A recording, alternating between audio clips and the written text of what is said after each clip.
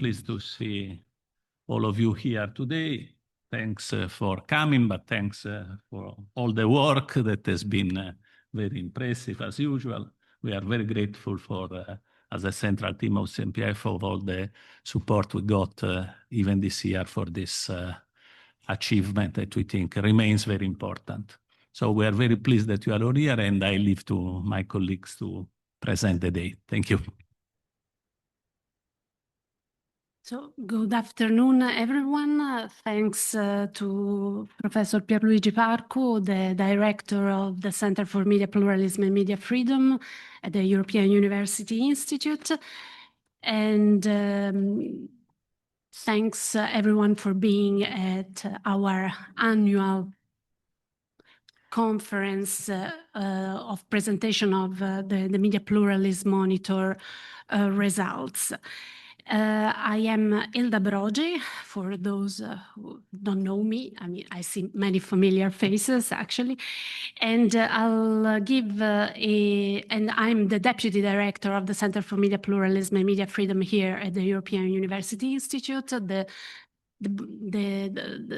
body, the institution that is leading the Media Pluralism Monitor project. And just a small introduction to the project for those very few, at least in this room, that are not familiar with it. The Media Pluralism Monitor, or as we call it, the MPM, is a project that has been running since 2013-2014 with its first edition, its pilot edition that was published in 2014. It has become a consistent way, a consistent methodology to assess the risks for media pluralism across Europe, using indicators that describe somehow the structure of the media system. And after so many years, it became a way, a sort of a unique project somehow, because it covers a lot, I mean, all the EU member states and candidate countries.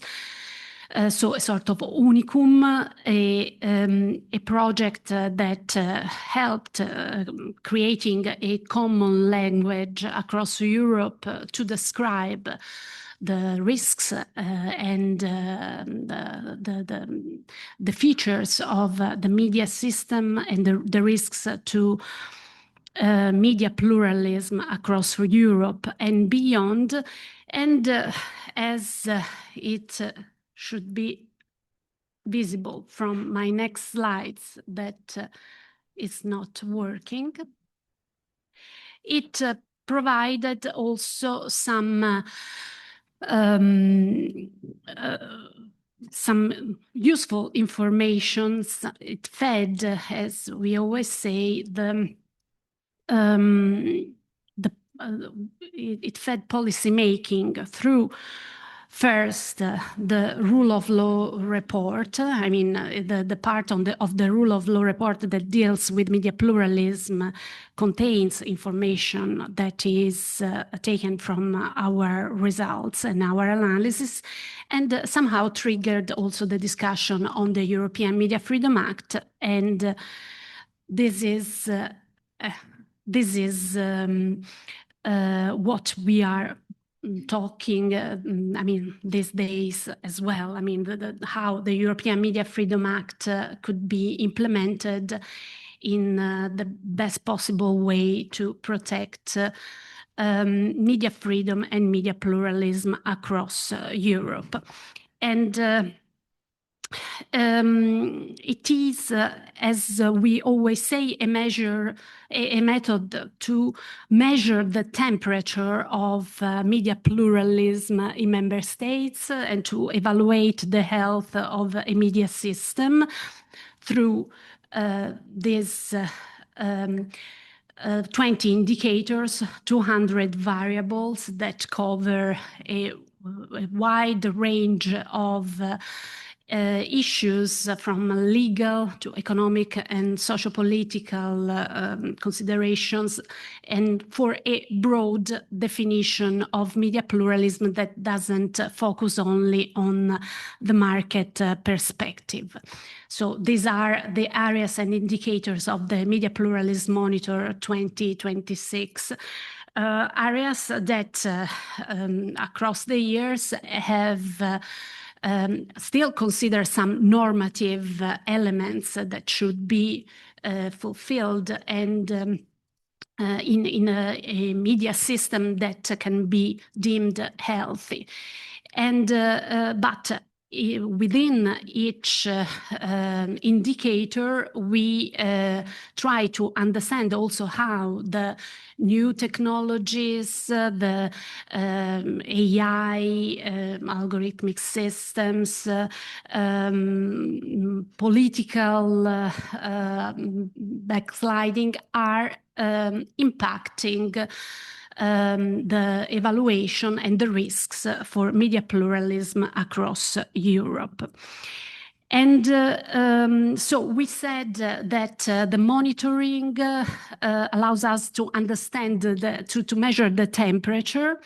And I could not refrain from doing a parallelism and a comparison with what we are facing right now with climate.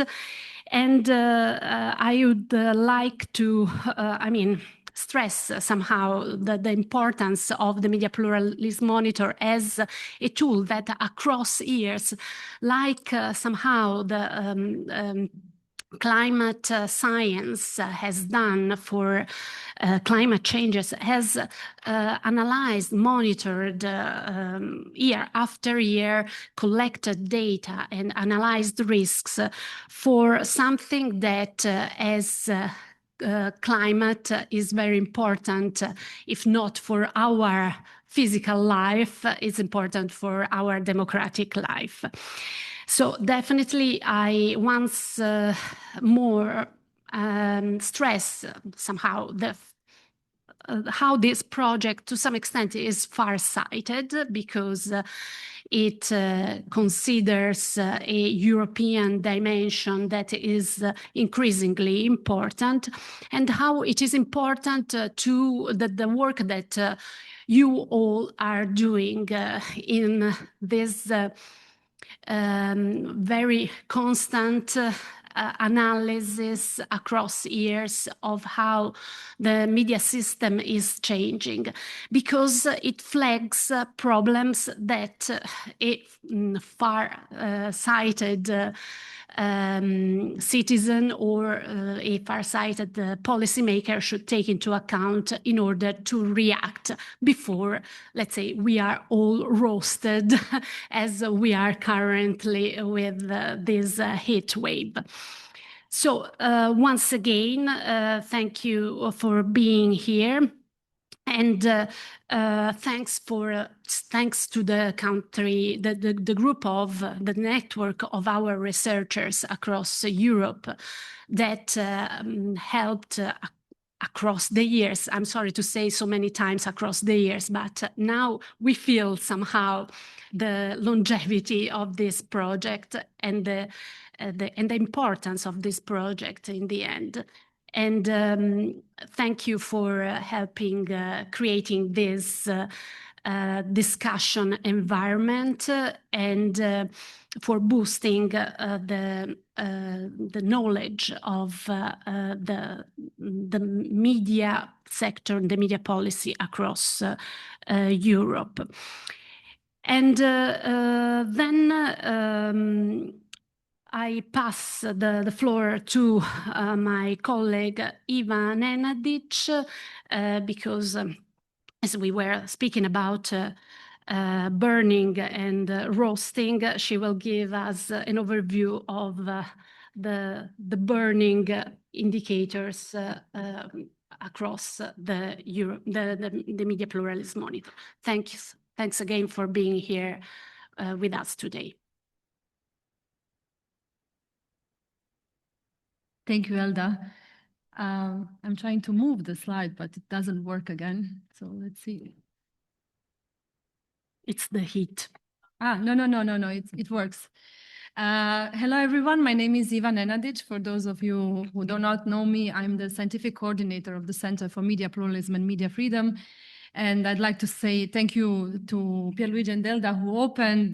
Thank you all for being here both online and in person. And I would also like to start by giving a special thanks to all the researchers who've been involved in the implementation of the MPM that we are presenting today, but also in the development of the MPM over the years, and especially lately because there is a mounting pressure somehow, political pressure on this field of research.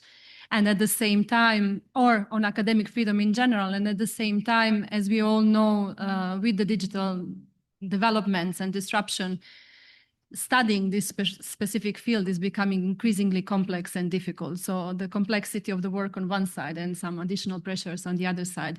I will be showing you a lot of red in line with the climate, but I want to start by saying that the 2026 edition of the Media Pluralism Monitor really comes once again, but perhaps now more than before, with this significant uncertainty and increasing vulnerability of democratic systems.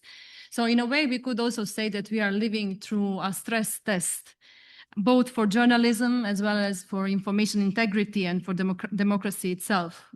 We've been speaking a lot about geopolitical instability, about the technological disruption, about the economic concentration, not just concentration, but also economic vulnerabilities of the media sector or journalistic sector as such. And these pressures, as you will see during today's conference, they did not ease in 2025, they actually intensified. And as Elda presented in the introduction, the monitor takes this holistic approach. So the way we understand media pluralism and media freedom is rather broad. It spans across all these four disciplines or four macro areas that Elda presented. And it also emphasizes somehow that we need to understand these complex problems in the way they intertwine or they communicate to each other.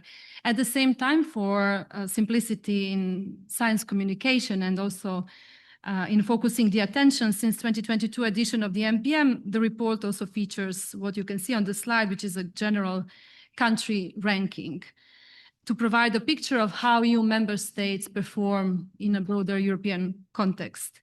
So the general ranking represents each state's overall risk score calculated as a simple average of risk scores across the four thematic areas, which are fundamental protection, market plurality, political independence, and social inclusiveness. And you will hear more about these specific areas throughout the day.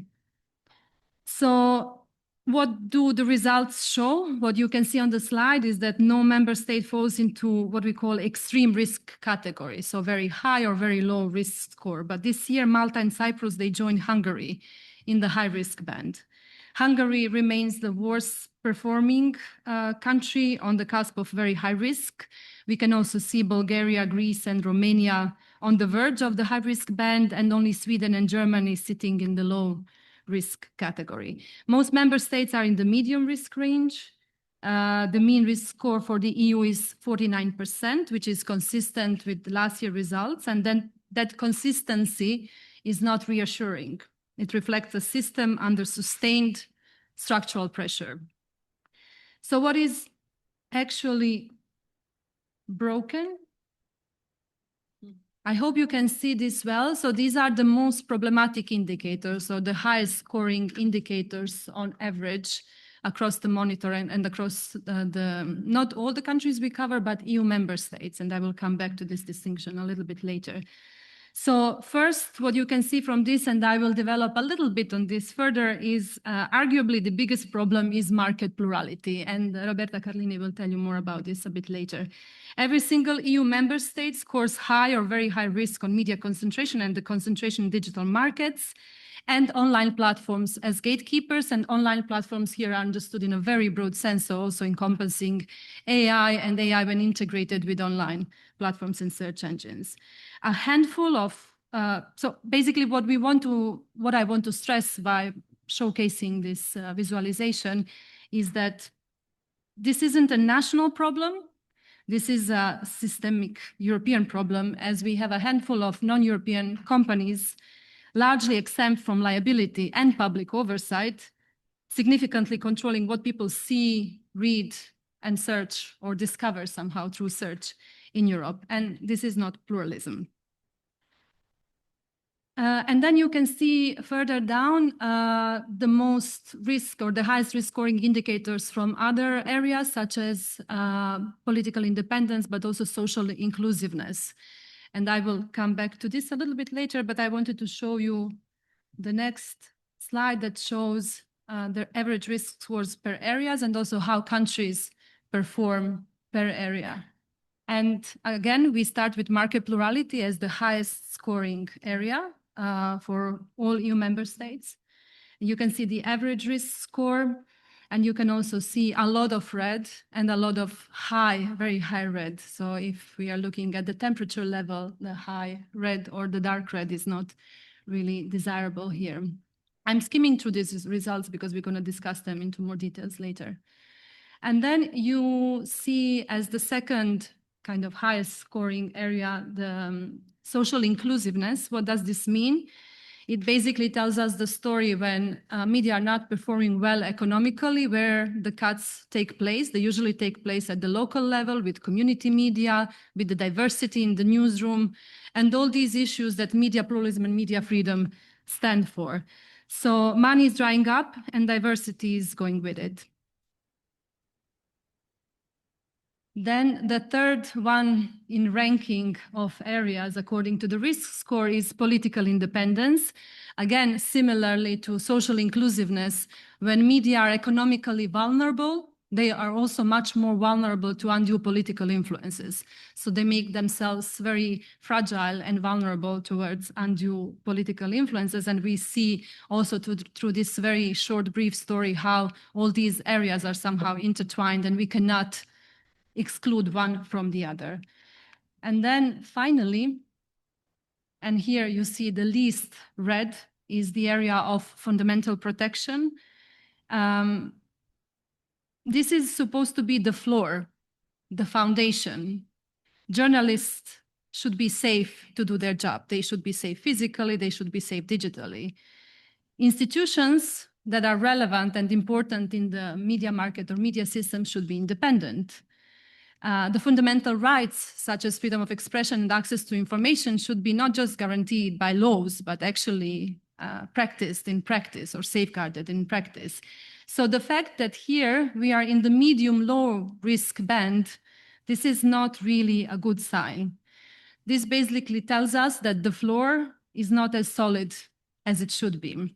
These patterns are persistent, the risks are structural, and I'm gonna end here because we are now going to move on with the other parts that will delve deeper into some of these issues. I just want to stress that the report this year dedicates a separate chapter to the analysis of media pluralism and freedom in EU candidate countries. Because these countries, they do have some shared, but also some very, very specific challenges. So we analyze them both comparatively, but also separately, trying to provide more space for this in-depth analysis of what are the particular challenges in the EU candidates. Thank you all very much for being today with us.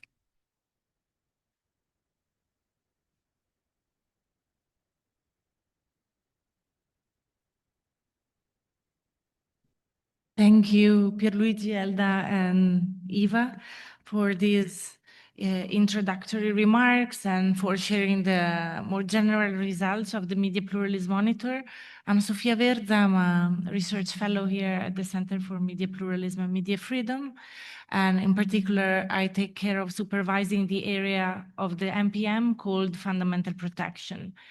This area is subdivided into indicators and sub-indicators. As our researchers know very well, the MPM is a very complex instrument, and what you can see here in the slide are specifically the results for the 5 indicators composing the fundamental protection area.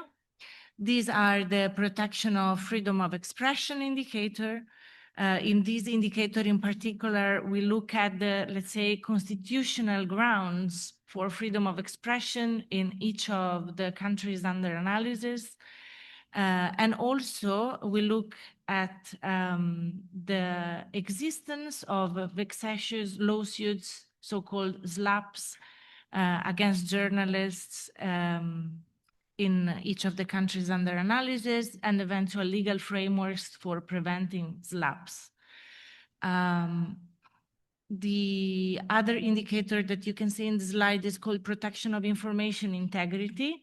In here, we look in particular at the situation for freedom of expression online, especially as intermediated by very large online platforms and big tech in particular. And so, for example, there we look into the situation for content moderation of news and current affairs online by very large online platforms, as well as to the transparency of, for example, member states and candidate countries in communicating what are the actions taken in this regard to the citizens in general. In the indicator called protection of right to information, we look at the situation for accessing public documents through, for example, freedom of information requests, especially when made by journalists, but also there we look at the situation for whistleblowers and safety of whistleblowers, and what is the regulation to defend whistleblowers, especially after the related EU regulation in this field, the whistleblowing directive. Then for the indicator journalistic protection standards profession, we look at the situation exactly at large for the journalistic profession. So is it possible, and how is it possible to perform your job as a journalist nowadays in the countries under analysis? This means, for example, salary-wise, what is the situation for payments of journalists, both in mainstream and local media and national media in the countries under analysis, but also the existence or not of social security schemes for journalists. And this is actually, I can tell you, one of the areas of highest risk for MPM 2026, as well as for previous editions for the fundamental protection area. And there we also look at safety, digital and physical safety of journalists, and specifically what we will discuss today with other colleagues and country researchers is the issue of surveillance of journalists through the use of spyware and intrusive surveillance technologies. And finally, but last but not least, in this area, we look at the independence of national regulatory authorities, meaning both media authorities and digital services coordinators. We look at their independence from political influences and other kind of influences, economic influences, but also at the effectiveness of the tasks entrusted on them. With no further delay, I would like to quickly introduce the topic of analysis from the fundamental protection area today, which is that of surveilling the watchdogs. So how spyware are being used throughout Europe and beyond to surveil journalists in particular and watchdogs more at large. I'm really happy to moderate this session together that will be animated by great researchers from our country teams, Romana Biliak-Gerjevic from the University of Ljubljana, and Jaume Suau from Blanquerna, University of Barcelona, and Irina Milutinovic from the Institute of European Studies in Belgrade. Before leaving the floor to them, I just would like to share some general results of one of the 200 variables that we analyze in the MPM, which is specifically variable number 38. You can find it in our questionnaire in our website, where we asked to our country researchers if in their own country there exists a legal framework that prevents illegal surveillance of journalists and also of any person with regular or professional ties to them, with forms of intrusive surveillance technology. And as you can see from this map, 10 countries in Europe and among the 4 candidate countries that we analyze score high risk in this regard. The high risk means that there are no measures in place to prevent illegal surveillance of journalists with these intrusive technologies. All the other countries, as you can see, except the Netherlands, score medium risk, which means that there are measures that partially prevent this surveillance. And I can tell you that often these do not explicitly refer to spyware, but these are tools, legal tools designed for wiretaps and other kind of intrusive surveillance or breach of journalistic sources protection designed, let's say, before the spyware era. As you all know, Article 4 of the European Media Freedom Act prohibits the use of spyware against journalists. At the same time, it also lists derogations when member states can actually use spyware and intrusive surveillance technologies against journalists in cases of serious crimes and other crimes that are listed in this article. In most of the European member states and the candidate countries that we analyzed, this article has not been implemented yet, even if EMFA entered into force last August. But my colleagues will tell you more about what's going on in their countries of study, namely Spain, Serbia, and Slovenia. Thank you for your attention. So I leave the floor to Jaume.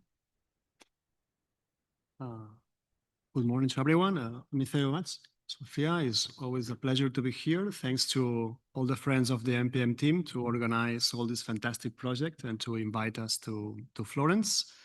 And I would like to discuss in the brief presentation 3 closely connected developments concerning media freedom in Spain. First, the new draft law regulating professional secrecy for journalists. Second, the proposed reform of the legislation on classified information and the surveillance powers of the National Intelligence Center, the CNI, which would be the Spanish mix of FBI and CIA, more or less. And finally, I will briefly discuss the Pegasus, also known as the Catalan Gate scandal, which illustrates a little bit why these legal reforms remain so important and the challenge that we have in Spain regarding to this. So let me start with the draft law on professional secrecy, approved by the Council of Ministers in July 2025 and currently under parliamentary discussion. Although Article 20 of the Spanish Constitution already recognizes journalists' professional secrecy, Spain has never had a comprehensive law regulating this right. The new draft finally fills or intends to fill this legal gap and is intended to align Spain legislation with the European Media Freedom Act standards, which requires member states to provide a strong protection for journalistic sources. The proposal recognizes professional secrecy as much more than simply protecting a confidential source. It protects the identity of sources, communication channels, documents, devices, and any information that could indirectly reveal a source identity. It also establishes that intrusive spyware should not be deployed against journalists or media organizations except under very strict legal conditions. However, the proposal is not without controversy, and the draft still allows exceptions where there is a serious an imminent threat to life, national security, or the constitutional order. And as we are going to see later in the Pegasus example, is this idea of what means national security or threats to the constitutional order that makes things a bit not as positive as the text of the law says. Like, it also permits the use of intrusive surveillance technologies in investigations involving particularly serious crimes, subject to judicial authorization and periodic review. So while the draft seems to more or less strengthen journalists' rights, the debate now centers on whether these exceptions are sufficiently narrow and whether the judicial safeguards will be strong enough in practice. The second issue concerns the bill on classified information, which is intended to replace the Spain 1968 state secrets law, which was a law made during the Franco era, the Franco dictatorship. So there is more or less widely recognized agreement that modernizing this text is necessary. However, many journalist organizations, legal experts, and civil society organizations have expressed concern about some aspects of the proposal.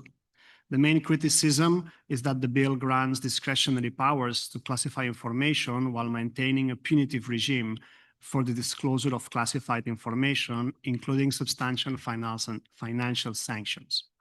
Combined with the existing surveillance powers of the National Intelligence Center, this raises concerns that matters of public interest could be overclassified, making investigative journalism more difficult. And we have gathered these concerns in the 2026 Media Pluralism Monitor report for Spain, arguing that Spain should not consider professional secrecy, whistleblower protection, classified information, and surveillance legislation separately. Instead, these areas should form part of a coherent rights-based framework consistent with the European Media Freedom Act. Which brings us to the third issue, the main one, the Pegasus scandal, also known as Catalan Gate. Although this scandal began several years ago, it remains one of the clearest examples of why these legal debates matter and why are they relevant. In 2022, Citizen Lab revealed that Pegasus spyware had been used against at least 65 individuals connected to the Catalan independence movement, including politicians, lawyers, activists, and importantly, journalists. Asked about this, why this happened to the Spanish authorities, are that 18 of these people were actually legally spied because there was a court authorization, but it's unclear about what happened or why the rest were investigated in that way. The scandal later expanded after it became public that the mobile phones of Prime Minister Pedro Sánchez and several ministers had also been infected by this spyware. From the perspective of media freedom, the significance of Pegasus goes far beyond privacy. Spyware can compromise confidential communications, expose journalistic sources, and create a chilling effect on investigative reporting. Even if journalists are not directly prosecuted, the possibility that confidential communications may be intercepted undermines trust between journalists and their sources. Unfortunately, despite several years of investigation, the case remains largely unresolved. Earlier this year, in January 2026, the Audiencia Nacional closed once again the judicial investigation concerning NSO Group because Israeli authorities had not responded to Spain's request for judicial cooperation in relation to Pedro Sánchez's case. However, more recent civil society organizations have argued that investigations related to the Catalan Gate, the prosecution of Catalan leaders of the independent movement, continues to face significant procedural obstacles. For example, Iridia, an NGO, has denounced what it describes as widespread judicial obstruction, arguing that several European investigation orders have not been properly executed, preventing investigators from obtaining evidence and advancing the different judicial proceedings. As a result, Pegasus remains not only a surveillance scandal, but also an example of the difficulties of achieving accountability when highly sophisticated surveillance technologies are involved. And I think with this, I made almost the 7 minutes. So yes. Thank you, Giacomo. Please, Irina, feel free to to go ahead.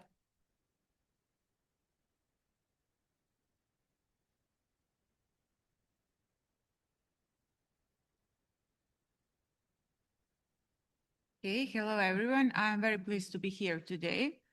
I'm going to present a case of spyware produced in-house, that is in Serbia, called Novi Spy. So what happened in Serbia? In 2024, Amnesty International uncovered a new spyware campaign in Serbia centered on Novi Spy. It was an Android surveillance tool previously unknown for researchers. This tool was deployed covertly by Serbian authorities against civil society representatives, human rights activists, protest participants, and journalists. Amnesty uncovered a systematic tactic. Serbian police were seizing phones, covertly unlocking them with Celebrite's tool, and manually installing Novi Spy spyware. The spyware was installed while people were in custody, giving authorities the ability to capture screens, track movements, and record audio and video. One case illustrates the pattern. Independent journalist Slaviša Milanov, who is mostly known for investigative reporting on local issues, corruption, public spendings, and so on, was stopped by traffic police in February 2024. Taken to a station for supposed drug and alcohol tests, he was ordered to leave his belongings, including his phone. While questioned about his work and the financing of his media portal, Celebrite was used to break into his device, and Novi Spy was installed. When released, he immediately suspected tampering because his phone's data connections were disabled, battery drain was abnormal, and new apps appeared. He used the security app that confirmed unauthorized access and installations. 2 days later, he managed to remove the spyware, and Amnesty's security lab later performed forensic analysis, confirming traces of Celebrite and the covered installation of Novi Spy during his detention. Subsequent checks over 2024 revealed similar traces on other activists' phones. However, researchers from Bern and from the Share Foundation have not documented new infections with Novi Spy during 2025.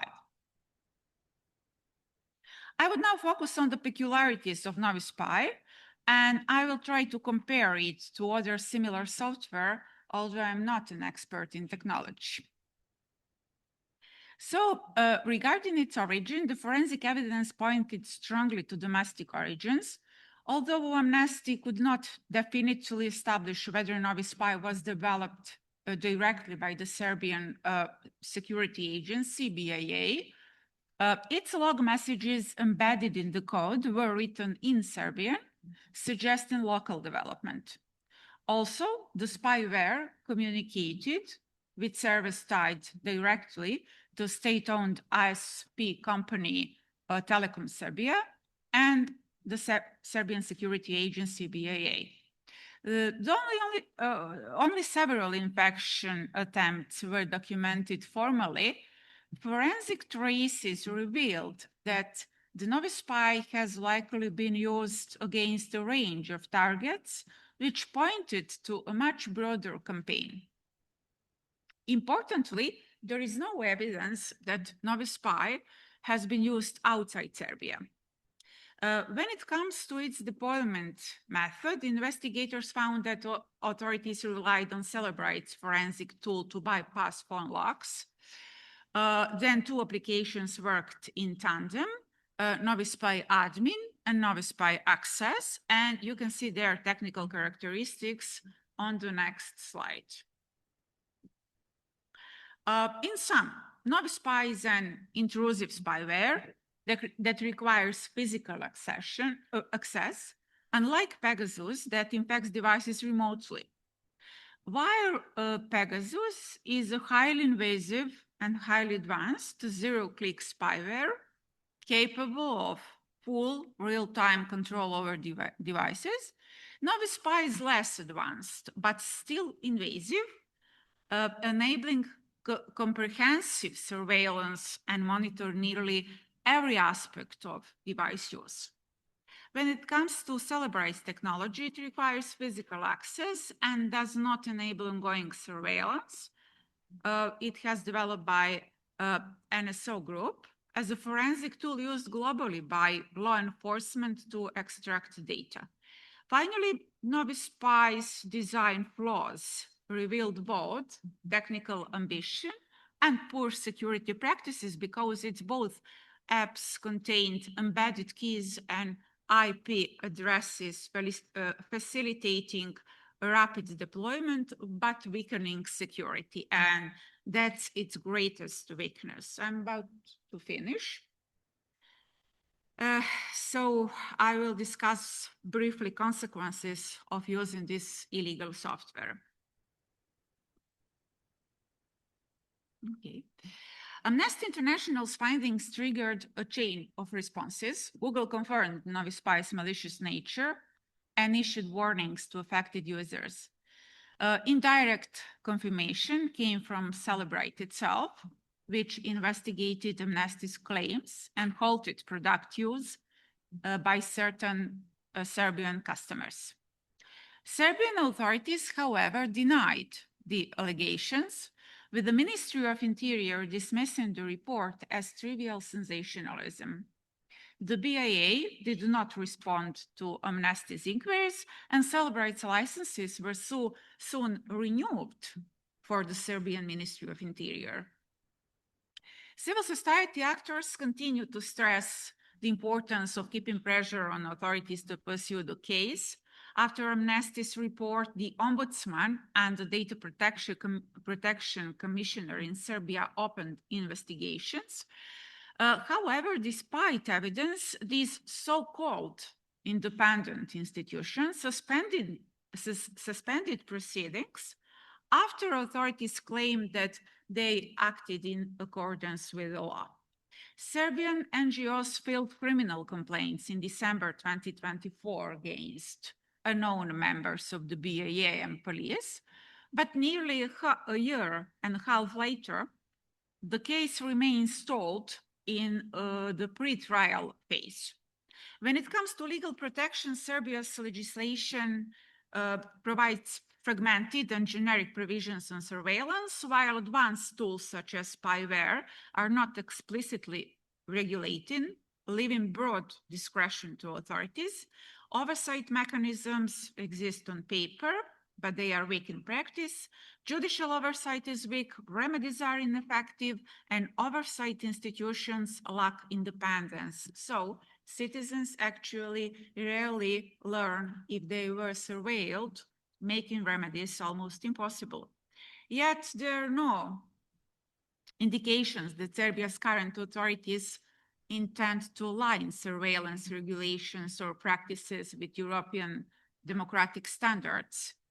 What persists is a facade of legality, masking routine surveillance and leaving citizens without meaningful protection. Thank you.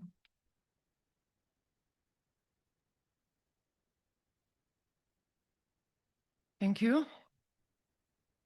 Thank you, Sofia, for inviting me to participate. My intervention will be based on 3 main points. I will start with presenting positive legislative changes in Slovenia. I will present the implementation of Article 4 of EMFA into the new Slovenian Mass Media Act. And then after that, I will discuss a political shift which happened in Slovenia following this year's parliamentary elections, and some connected events which showcase the possibility of foreign influences in Slovenia and the possible new threat to media freedom.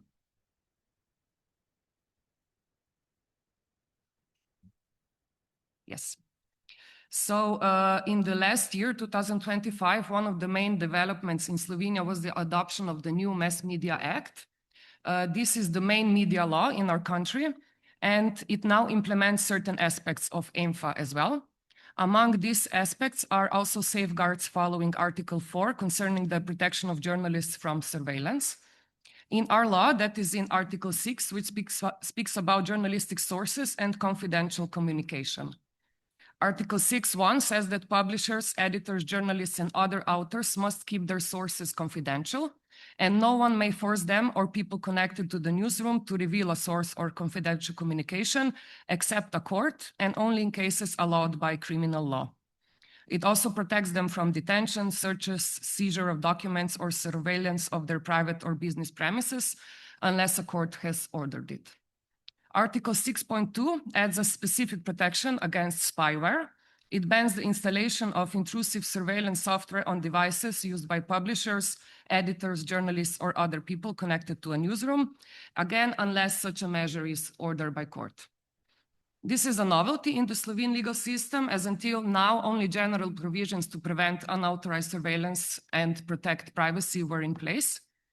Data from the Worlds of Journalism study show 66% of surveyed journalists in Slovenia have experienced surveillance. So this is a significant statistic, even though these were not cases which were very publicly discussed or visible. So these changes were brought by the previous central left government. However, in March, parliamentary elections were held in Slovenia.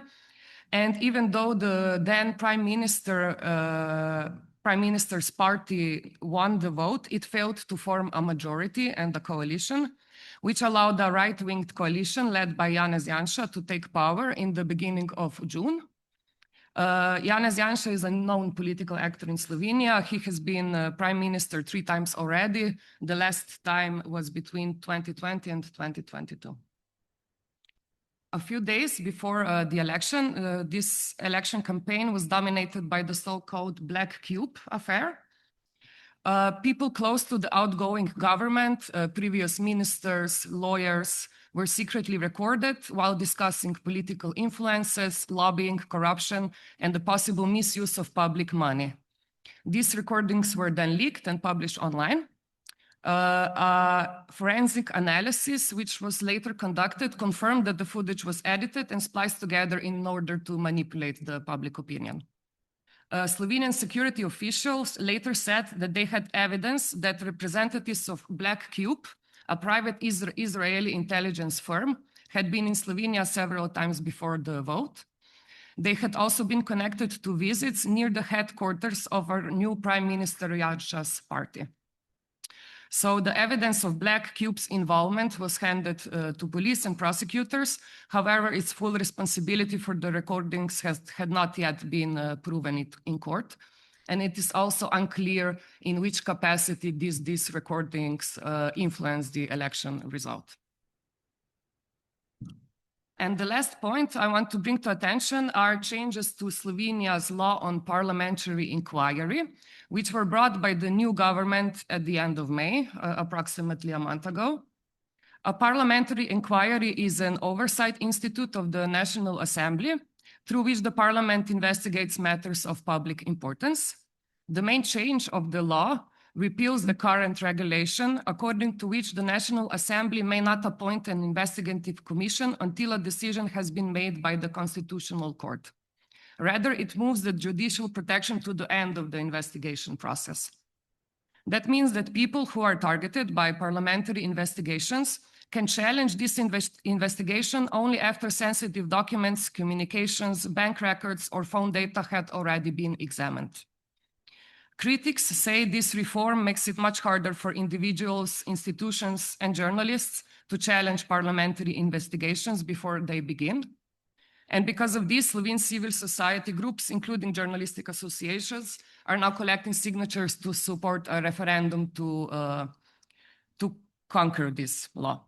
They are arguing the reform is not just a technical legal change, but a threat to media freedom, the protection of journalistic sources, and the public's right to information. They're calling it the introduction of a kind of political police, because it could turn parliamentary inquiries into a tool for disciplining critics and journalists.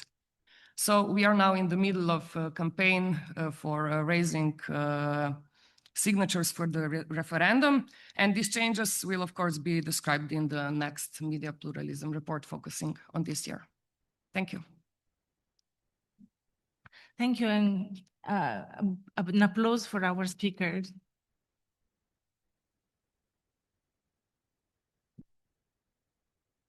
Thank you very much to all of you for reporting on the updates regarding this very important topic of surveillance through spyware on journalists in these countries. We have a few minutes left where we could collect some questions, both from the room or online, if any. Yes, please. I see Nicholas Carides, our member of the country team from Cyprus. Hello, thank you. Nice to see you, Nicholas. Nice to see you all. I wanted to ask Romana, it's not directly relevant to surveillance, but you said that there was a new mass media law in September 25 in Slovenia. Did that come about because of EMFA? Was it going to be pushed anyway? And what's the integration of EMFA into the new mass media law? And I'm asking because in Cyprus, we don't have a media law. We haven't had one for decades. And we are still at the process where we have not enforced EMFA. And we have a problem. I want to see what sort of processes were taking place in Slovenia. Thank you. Thank you for the question. So this change of the Mass Media Act, the Mass Media Act was in place already before, but it was very old. I believe it hasn't been changed or renewed in a decade or maybe 2 decades. So it was in need of a change, and the previous government decided to change it in order to align it with EMFA. So it was a double reasoning. So it's not aligned with EMFA only in this part that I mentioned, but also in other areas, including transparency of ownership and financing, state advertising, procedures for assessing media concentration, this media plurality test, funding scheme. It also includes some articles about content created with generative AI. So yeah, I believe the focus of this renewal of the law was to align it with EMFA and align it with contemporary standards in the media environment.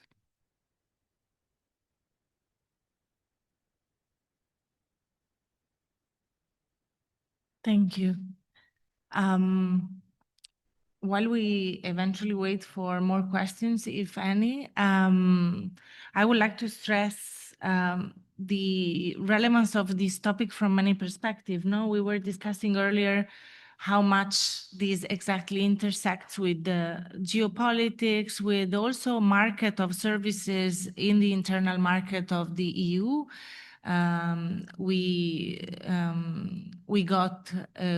collected data also in MPM 2026 with regards to the role of spyware producing companies and internal media market in some other countries that we haven't touched upon today. But for example, if I remember correctly, Cyprus, Malta, the Czech Republic, in the presence of producing company in these countries.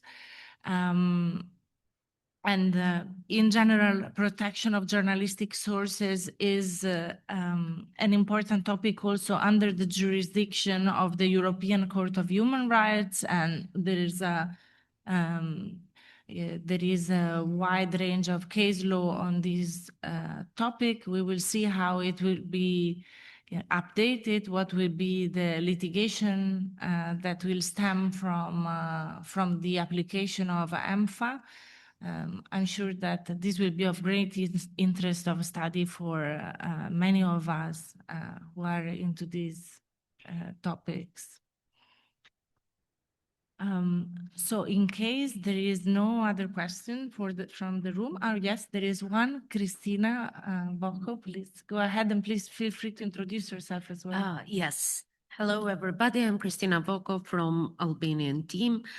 Thank you very much to all of you, but especially from the last presentation and following up Most of the countries in the Western Balkans, especially in the accession countries, have similar challenges into, let's say, introducing all the provisions, not only of EMFA, but also of DSA, etc., because we also don't have a specific law on media, but mostly have only the law on audiovisual media, which have already included or are including some of the aspects, but of course they cannot regulate. So I'll share just very shortly our experience that unfortunately is much more difficult because they say that the only regulation or framework that can include similar provisions can be changes in the criminal code, which, as you can imagine, are much more difficult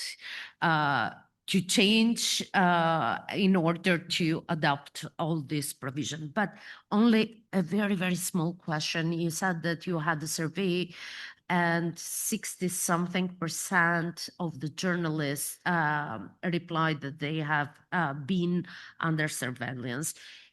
Does this include only through digital means or also like physical surveillance, which I believe in our region has been quite a practice also in the recent years?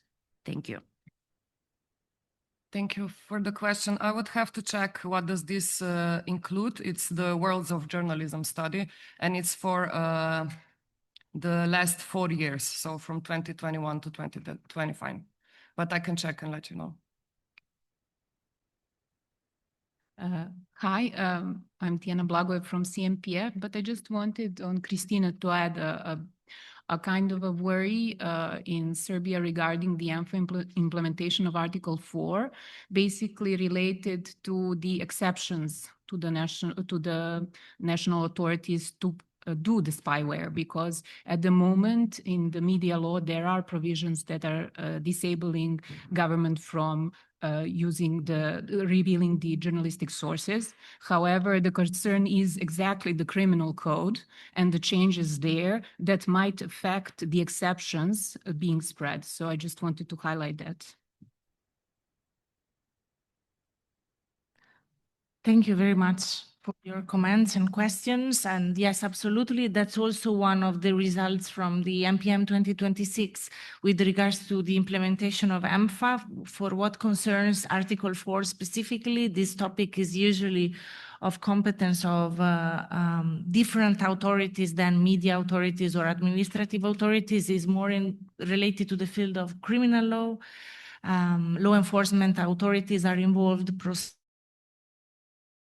a bit also lagging behind in the general acts transposing or implementing EMFA in most of the countries under study in the MPM. So it will also be very interesting to see what will happen in the next round and during the course of 2026. Thank you very much again to the speakers, and I leave the floor to my colleague Roberta Carlini and the other speakers who will look into the market plurality dimension of the MPM.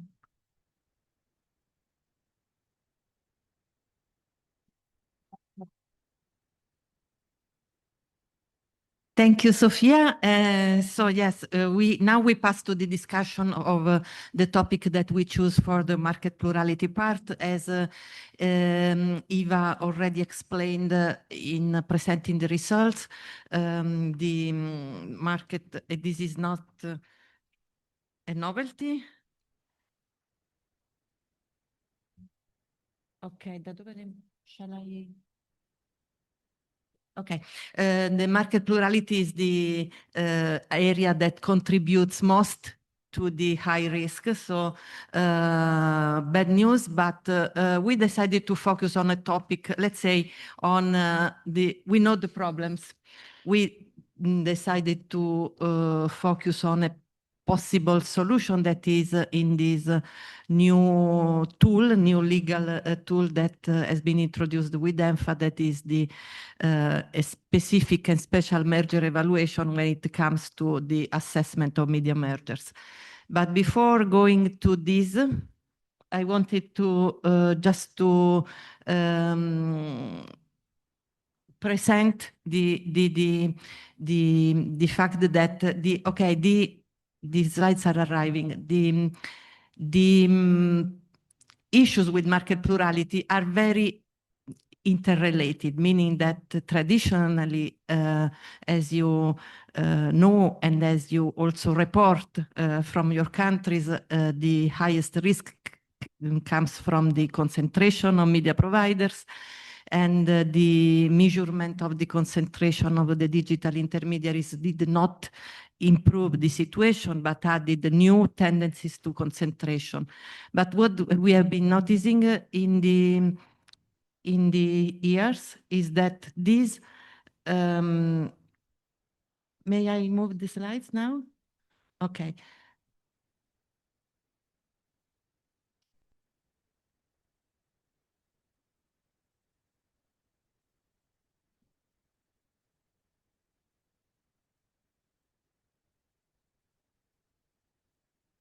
Okay, so the brown, the dark red indicators are the ones on concentration, and the other indicators are the other indicator in market plurality area are transparency of media ownership, media viability, and editorial independence from commercial and owner influence. What I want to stress here, instead of giving the results that you know, navigating in the MPM, is that these risks are very much interrelated, and what we have been observing in the years is that the decreasing of the media viability situation, the deteriorating of market situation for media also led to a worsening of the situation for editorial independence, meaning that the commercial pressure and often the owner's pressure on the newsrooms, from what we measure, has been improving, has been rising. Okay, as regards the concentration of media ownership, we decided to focus the discussion today with you on this new variable that has been introduced in the MPM, and on this new legal provision that is in the European Union, that is on the assessment of media mergers. Because it is for two reasons: for the fact that it is a novelty in the legal framework, and also for the fact that it is a novelty for us, for you, that you have to address this question, and for us that have to check the consistency of all the variables. But what is important is that here you see that these so-called sub-indicators of media ownership concentration are all at very high risk, and these are the economic indicators that measure media ownership concentration on the top 4 index, on the market, on the revenues, and on the audiences. And the red, just red ones, meaning high risk and not very high risk, are the one on the digital media and the regulatory framework. In the regulatory framework, we ask if there are rules to evaluate the media concentration in a way that it is different from the general competition law. And I also want to stress that from our narrative reports that have been just published, what emerges is also a synthesis of what is happening all over Europe, that is a very, very strong tendency toward new mergers and new concentration, like the one that has been that is under scrutiny is Belgium, and Belgium does not have a specific evaluation for media mergers. The one that has been realized, that occurred last year in Germany from between Media for Europe and ProSiebenSat.1, the one in the Netherlands, RTL DPG, also the acquisition of an Italian group from a Greek group, and one in Hungary that has been very recently scrutinized and not approved, let's say in this way, because we don't know exactly what is the impact of this opinion from the European Media Board. So the last one, the opinion of the European Media Board is the first, let's say the first case in which we see Article 22 of the European Media Freedom Act in action. Cosa ho fatto? What happened? So, and then we see that regarding the implementation of these articles, so of the introduction of a legal, a new legal framework introducing in the member states a special assessment of media mergers. This is more or less, this is the situation that we have in the Media Pluralism Monitor 2026. The red countries, the green countries are the countries in which there is a sort of media plurality test or public interest test, how we want to call it, or because the law that was already in the country allows for this special evaluation, or because new laws have been introduced, like in Sweden, for example.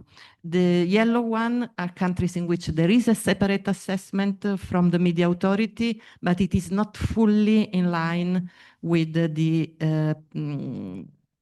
criteria of the Article 22 of EMFA that requires that the merger that the impact of pluralism, of media pluralism and on editorial independence is assessed. And the red ones is where the law has not been updated or changed to comply with that Article 22, and is and just the competition law applies. Maybe this map is should be updated, because you know that the Media Pluralism Monitor is on 2025. So this is an obligation that the states have from August 2025. So it is possible that in the meantime, something happened. And I wanted just to stress that we introduced the table as an annex to the report of Media Pluralism Monitor. And this table is more updated at June 2026 to follow the situation. So we can see that in many countries there is a new tool to assess the media mergers. In other countries, this is going to be introduced. Other countries are lagging behind. But what I wanted to call our speakers to discuss today is what does this mean? How do we assess the impact of an acquisition, a merger on media pluralism and editorial independence? So there have been cases, for example, the case that has been decided by the European Media Board already gives us some hints.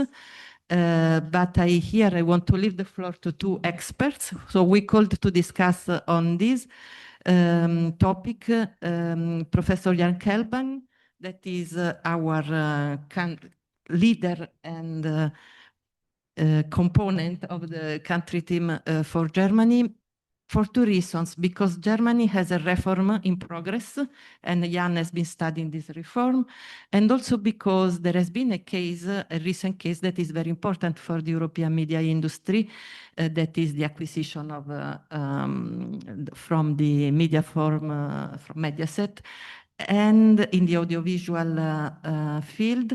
And also because, if I'm not mistaken, Jan, there has been some debate in Germany on the impact on editorial independence of that merger, and then it has been cleared by the media authority in Germany.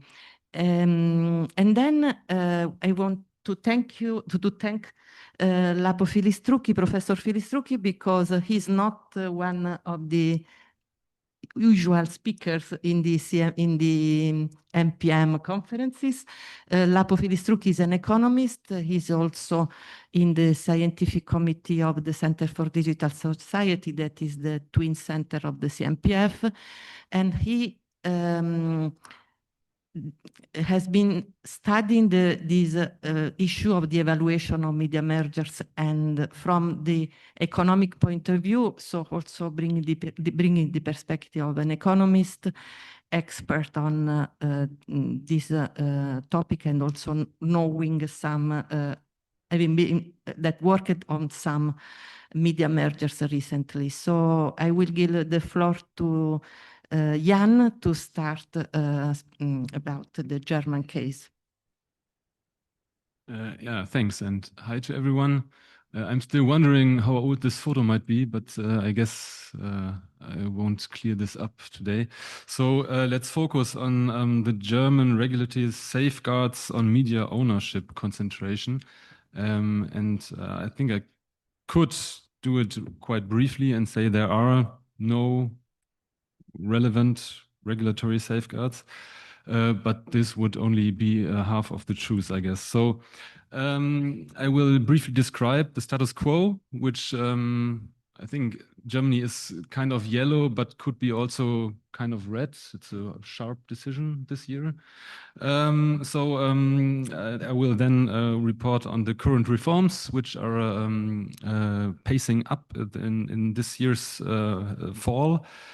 I hope, and give you a really short report on the first Article 2020 case in Germany from last year. So start with the status quo. Germany since 1997 has a law to prevent dominant influence over public opinion law, and a special body to perform supervision on this. It's called KEC, which is the abbreviation for Commission for the Determination of Media Concentration.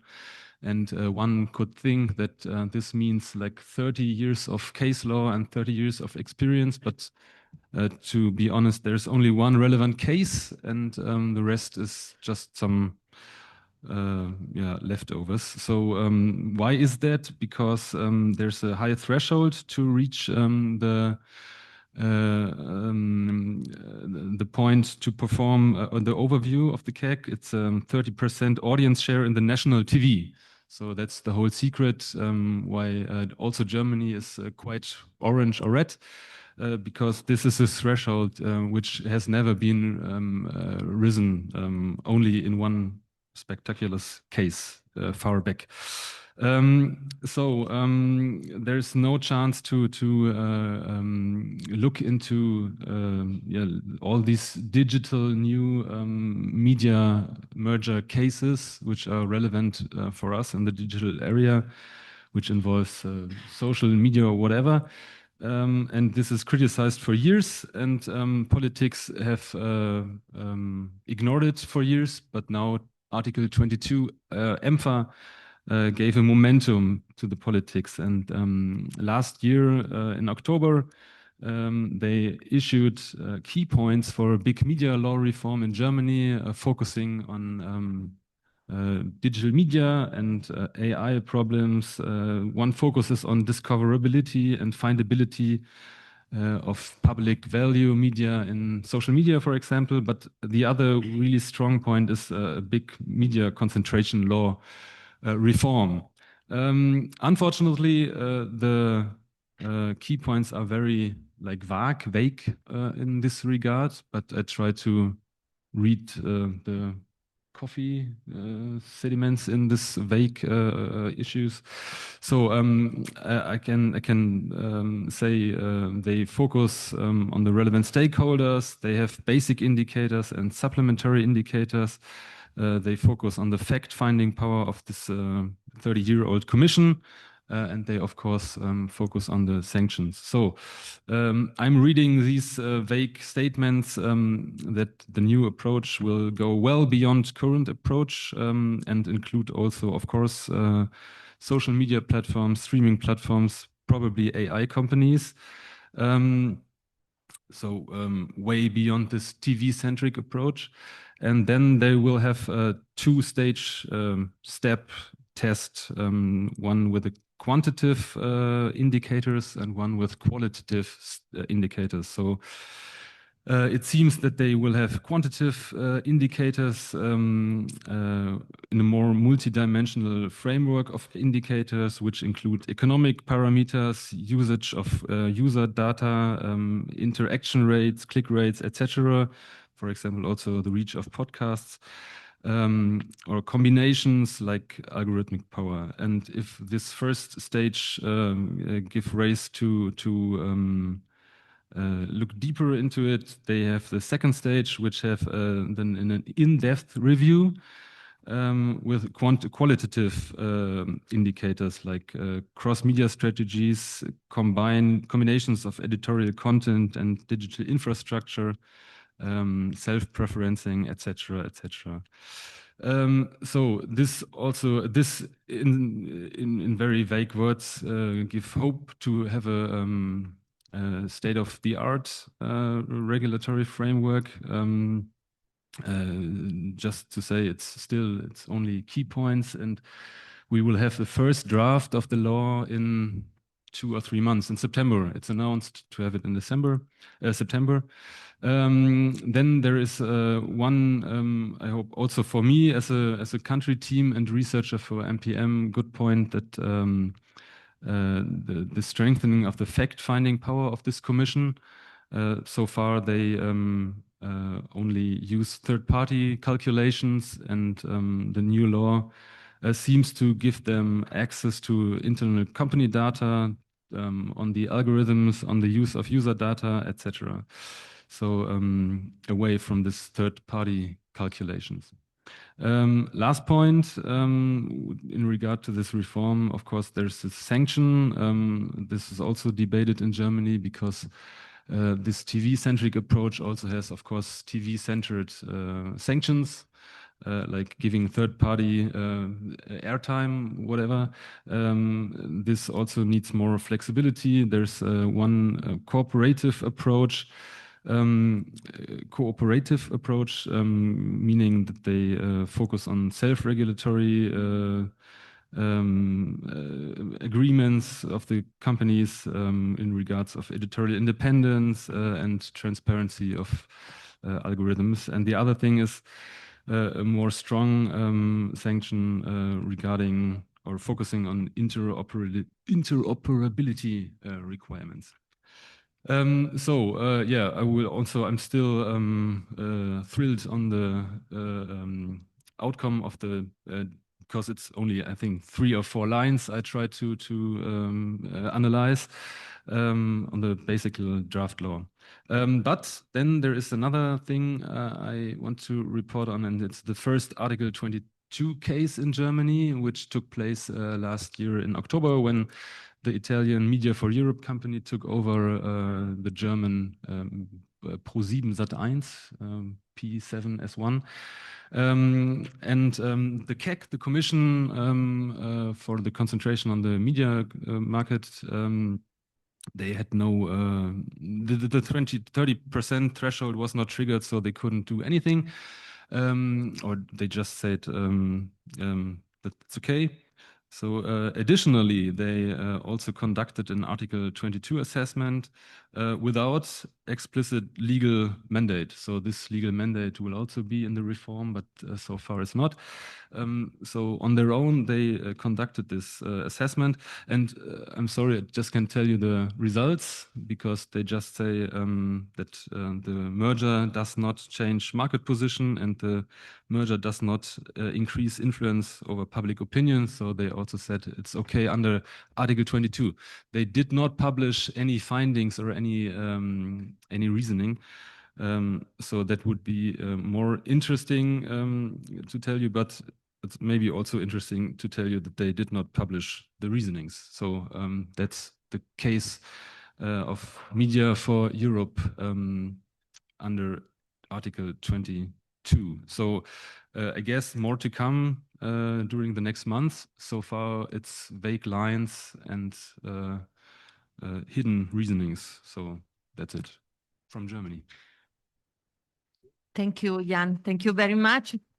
I think that this is very interesting because for what I see also from what you wrote on the German report, the limits of the traditional anti-concentration framework are very, very present in the German legislator. So it's interesting to follow the development, but also the problems of the rigidity of the when these thresholds are too rigid, no, and it is difficult to intervene and to assess the situation.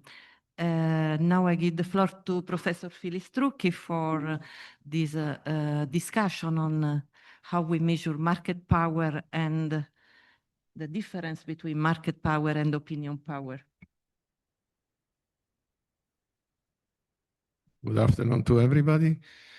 So first, let me thank Roberta for giving me the opportunity to speak in this panel, and also for introducing me and reminding me that I should change the picture on my website, given that not always you are confronted with the picture of yourself 10 years before in public.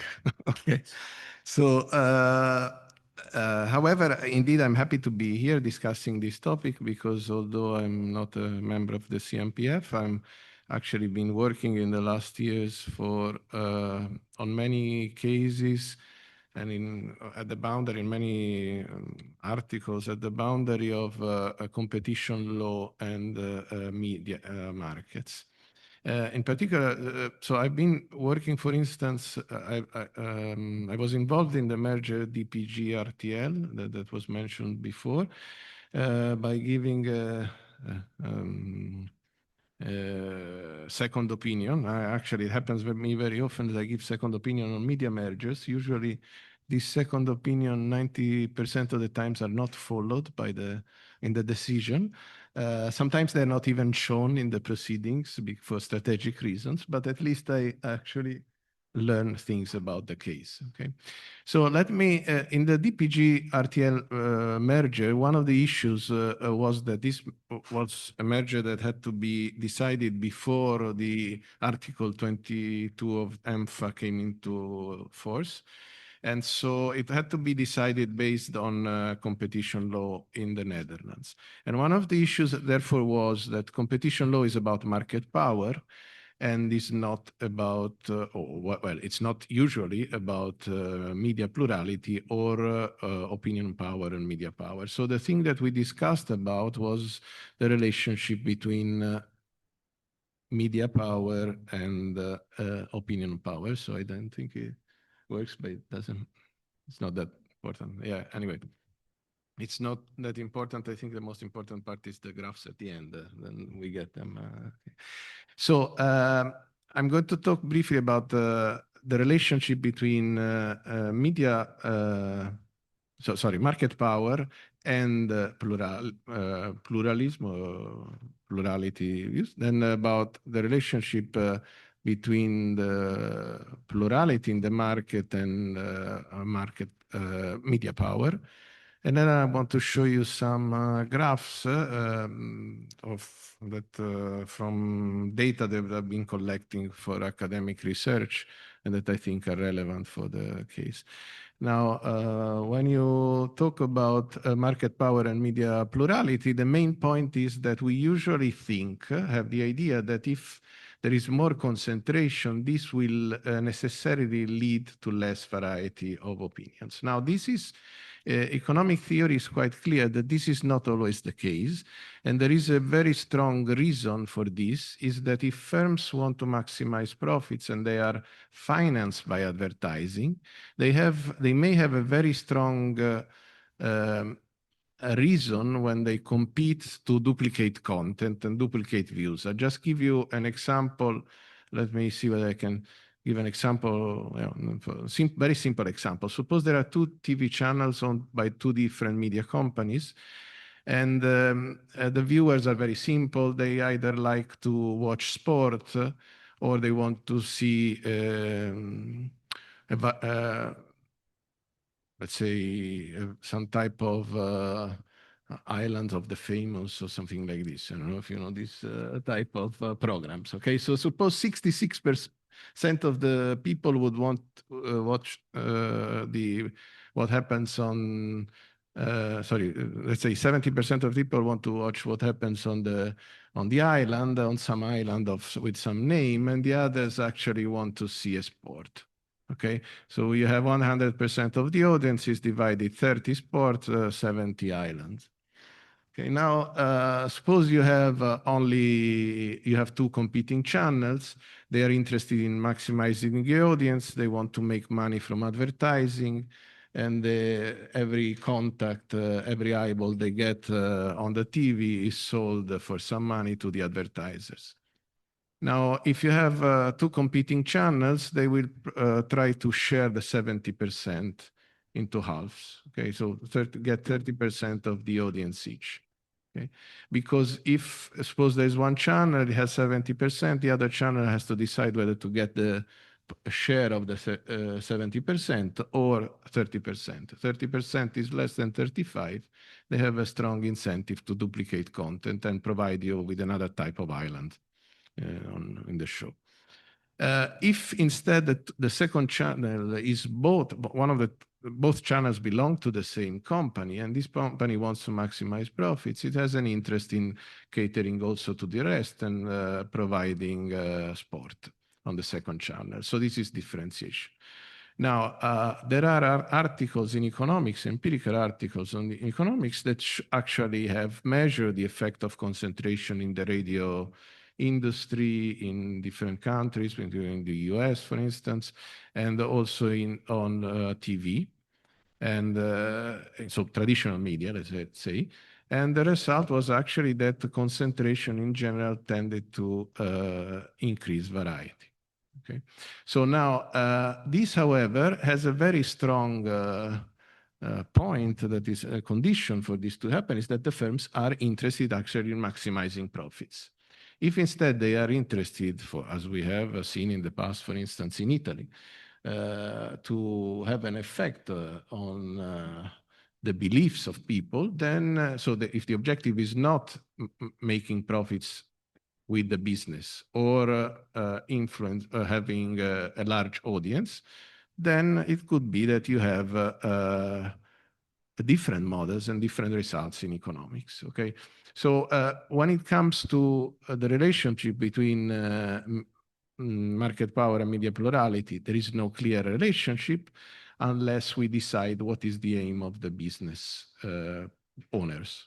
Okay, or if we take a prudential view, that is, we want to avoid the worst case scenario. Okay, but this is not what is done usually in competition policy when you decide about the mergers. Okay, then when you the relationship between media plurality and media power is actually also relevant, because it's not only the fact that the channels offer different types of programs, but also the fact that the behavior of people, whether they watch more than one channel, whether they go to more than one news outlet online, and so on. And this is an area that has not been studied that much, and on which we had a grant to study it from the Italian ministry in the last years.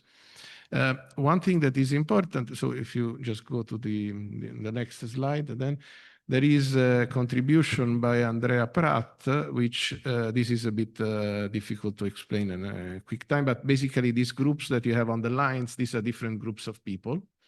And so there are 9 groups of people, and they actually watch more than one media outlet. Okay, so when you calculate the influence that the media outlet has on the group of people, then it depends also on how many outlets they actually watch. So calculating market shares is not, and audience shares is not enough, okay? So let me give you an example. My grandmother died at 95. She was so she died because she fell. So she was quite still in good conditions until she fell. For the last, I think, 10 years of her life, she lived at home, moving between different rooms with different TVs, all switched on Channel 5 in Italy. In this case, the media power of Channel 5 on my grandmother was enormous. Okay, the opinion her opinion formation was clearly defined by having this channel on. By the way, this was one of Berlusconi's channels. Okay, so if you now, however, the issue with nowadays is that, of course, we have to we have a more varied landscape of media outlets. And we have seen things in the last years that have changed a lot the way people get news. So first of all, there was a scarcity of media outlets in the past. Now there is a lot of potential media outlets online in terms of offer. I'm not saying so there, and there's a behavior like my children. I don't never go to a specific website. They just follow push notifications from the phone. They actually know a lot of things, but they know it this way. Then, of course, you have social media, friends posting things that are usually related to some article somewhere and so on. And then the youngest ones have now if they have WhatsApp, they have Meta AI in WhatsApp, and they can ask questions also about things that happen today. And this is very different as compared to the past. Okay, so one challenge, I think, is what will happen when you have media mergers involving social media and so on. And the others, so yes, this is fine. So you see that the traditional TV has lost audience and so on, those things that probably you know actually very well. The only thing that may that may be different for that new data is actually these graphs show for Italy. I chose Italy because this was the data, the degree of multi-homing. So the number of websites that users actually connect to regularly. And you can see that there is a lot that people online actually watch a lot of websites. Okay, so they are directed there from all different sources that I mentioned before, but they don't have a unique, they're not like my grandmother mostly. Okay, and if you go on, just. Yeah, so this is the reach of course, some media outlets have a higher reach than the others. And so let's forget this technical slide, I think. Let me focus finally on this one. This is the change, every bar is the change with respect to the previous period, with respect to the time spent online by users of this panel we had access to. This is in Italy again. You can see two spikes. If you just go to the next slide, it's just some circles will magically appear. Yes. So these two circles are two big events. One is COVID, the first one, and the second one is the outbreak, is the invasion of Ukraine. Okay. So now, if you look what happened, of course, when you had COVID, the people were also stuck at home in Italy, so they had more time. But this is in both cases, there was a big increase in the amount of time spent online. Okay. Now, however, there is also a difference that in the first case, you can see that this bar is mainly due to people that that spent more time online because they looked at more websites, okay, at the time of COVID-19. At the time of the war in Ukraine, instead, there was more people staying online. There were more people staying online because they spent more time on the websites that they already used. Okay. Now, so let's go back to the problem. So these are, let's go back to the, Article 22 of the EMFA. Okay. Now it asks to look at, the effects of a merger on pluralism. It's not easy.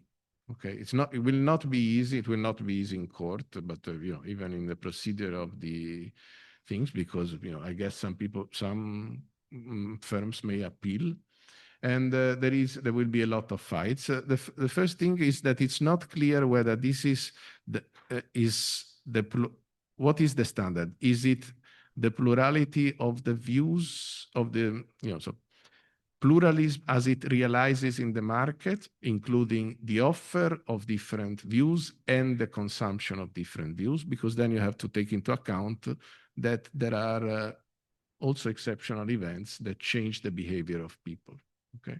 Or can we actually take a more cautious view, that probably the one that would come from the media economics, let's say, or media studies, that says, okay, I don't care really too much about what consumers do or what users or readers do. I just care about the worst case scenario. I want to avoid that there is a risk of too much influence when somebody wants to exert it. Okay, but this is not the way that competition policy works. Okay, you cannot say I will block the merger in competition law because the guy will be bad.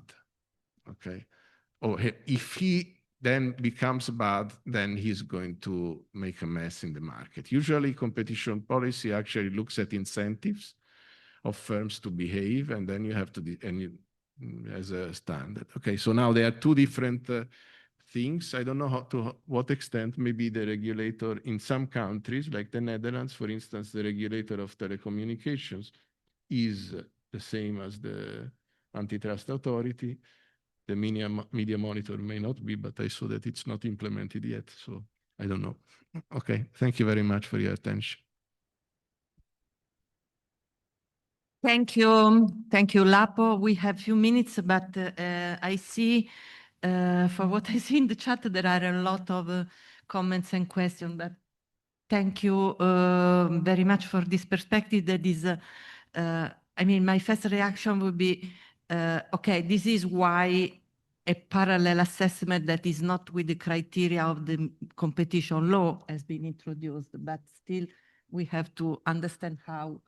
Because what you showed us is also shows it is what the media authority should do, studying the variation and the consumption and what happened in the audiences. So maybe Tiana, do you want to read some of the questions, and then if anybody here in the room. So I will give the floor to Tiana for the online questions, and then Beata here from the in the room. Maybe could do two questions online and Beata, and then to mix it a bit. So, to what extent do you think that using a top 4 market share measurement is maintainable in a context where the concentration increases more and more? Doesn't that limit us in making a meaningful assessment of market plurality between countries? And I think this is a reference to your introduction. In Italy, do you refer to 6 criteria in TUSMA?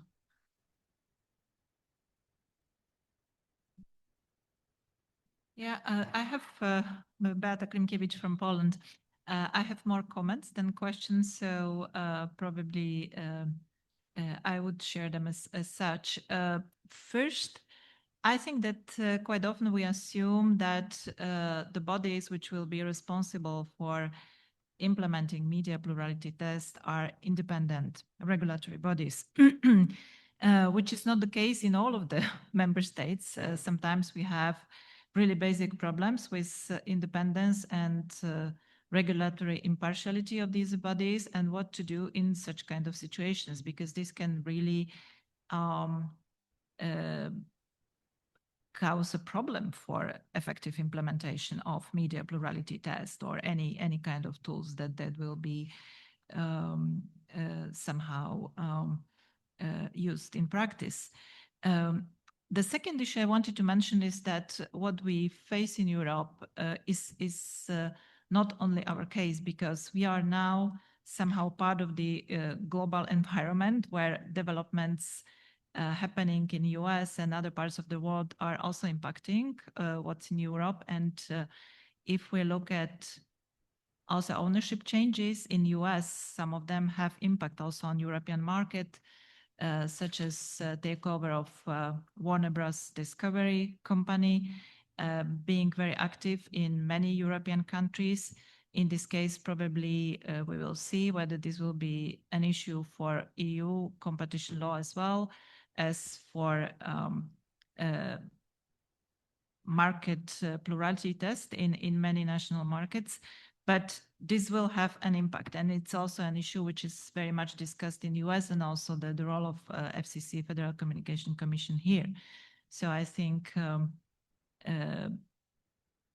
this will be really, really difficult to somehow tackle, having in mind political activity of new owners of Warner Bros. Discovery and support for Donald Trump in particular in US. And the final issue I wanted to somehow share with you is how we understand diverse public opinion, what we mean by this, because this will be, or impact on public opinion, on diversity of public opinion. This will be, again, discussed in many national contexts, and also in the case of what makes public opinion, let's say, epistemic, because we are living in a reality where we have much more misinformative content or disinformation than factual information. So will this also be some part of the definition of what, you know, plural public opinion is, whether we will, you know, somehow refer to factual opinions or, you know, any kind of content, because then very easily we might share also problem with this. Thank you. Okay, I see that the discussion is very, very dense in the chat. I think I will be very quick, because two questions are more for the CMPF, and I would leave the comments by Beata to Lapo and Jan if they want to address it. I mean, the question about the use of the top 4 index is very, it is another topic. How do the MPM methodology, how do we assess this situation? It is not on the evaluation of a merger, that is what we are discussing now, but how we in the MPM consider when we pose the threshold of risk for concentration. So it is very important, and we are all conscious of the limits of this measurement, but I would skip this question now because it would open another chapter. As regards to the question on Italy, if the Italian country teams, if Nicola wants to step in, he's welcome. But for what I can see, the thing is that Italy actually has a law introducing a principle according to which media position of excessive market power in the media field are forbidden, and introducing a procedure to evaluate the assessment of media mergers with a parallel assessment. So this is why it is green, because on the paper there is a law that is more or less in line with Article 22, even though it is not completely in line because editorial independence is not mentioned. And also Beata raised 2 points on which I would give the floor to Lapo, Jan, or other colleagues if they want to step in. But of course, yes, the first one, I fully agree. The independence of the media authority at this point, because it's like a dilemma that posing 2 automatic criteria would be not meaningful as to measure the impact of the mergers on pluralism, but giving flexibility to the authorities gives the authorities a huge power, and it should be important that they are independent. I wanted just to mention that this decision, this opinion from the media board is interesting, and this is on Hungary. I don't know if our Hungarian colleague, country team, wants to step in, because they did not just measure the total market power of audience power of the two merged entities, but also the issue of the grandmother. They also measured who was the consumption data on the audience of these two merged entities. I don't know. Do you want to reply? Yeah. So just one of the things is about the fake news. I think, okay, of course, there is it's another big topic, but actually, plurality of fake news probably would not work, right? So, but I have no, guidelines on the on this.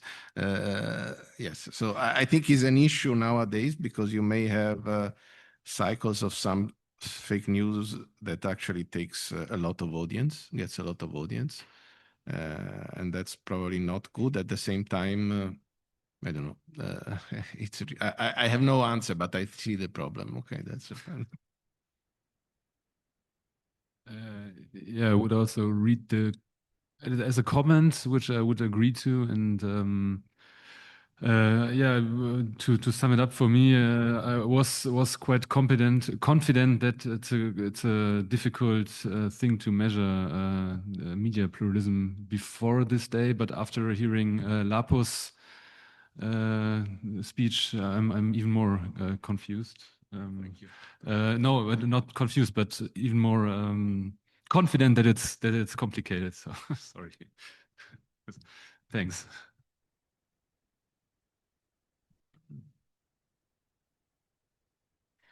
We are a bit late, but there are comments, so let's just read another comment. I think there is just one comment and one question.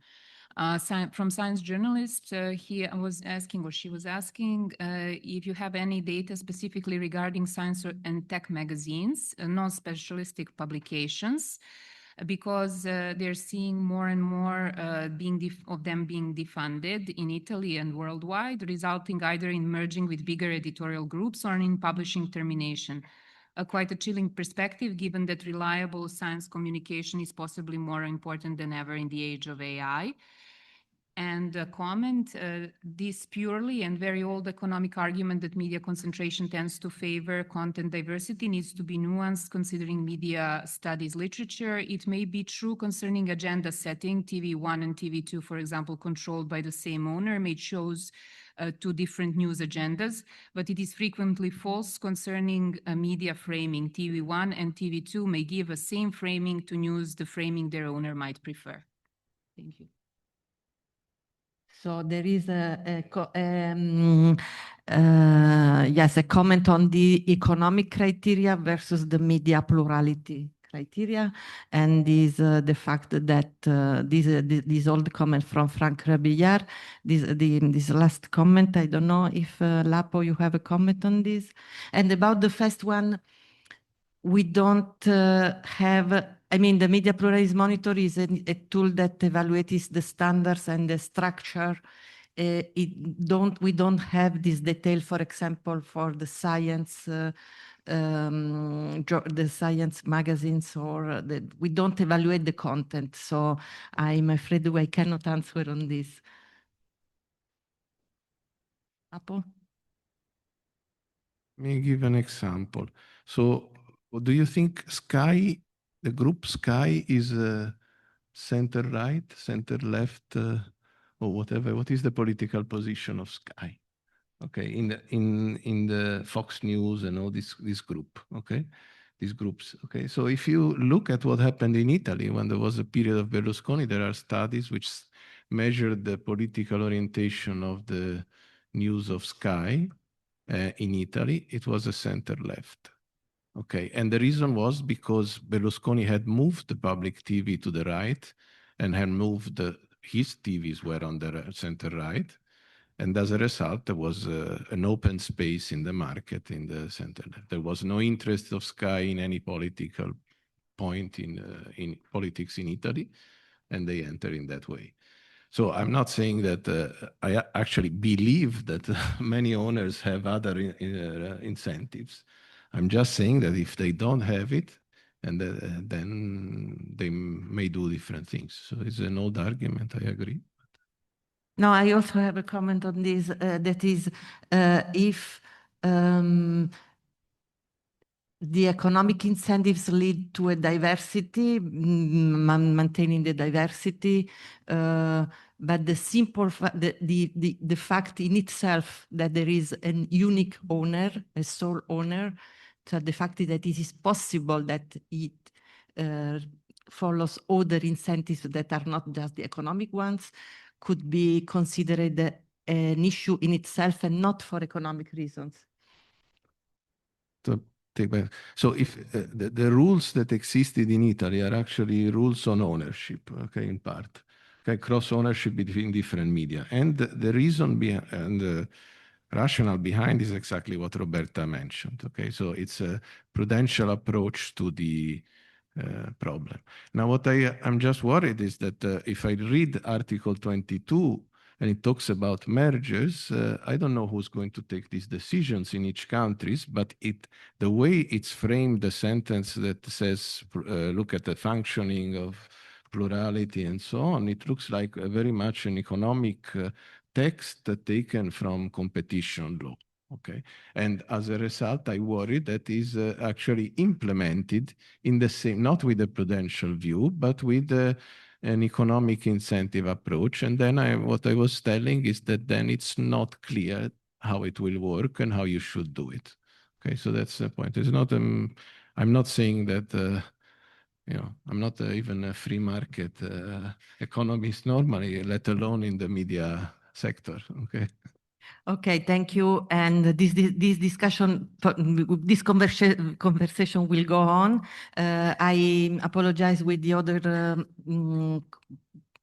persons in the audience and here that we don't have the time to continue. But for this is a topic on which we will go on in our research, and also we have to discuss how to develop the media pluralism monitor tool on this issue. So I'm a terrible chair because we are already 10 minutes late in our schedule. For the audience online, we are going to have a coffee break, and we will be here at in a quarter, no? Yes, a quarter past 4. Coffee break.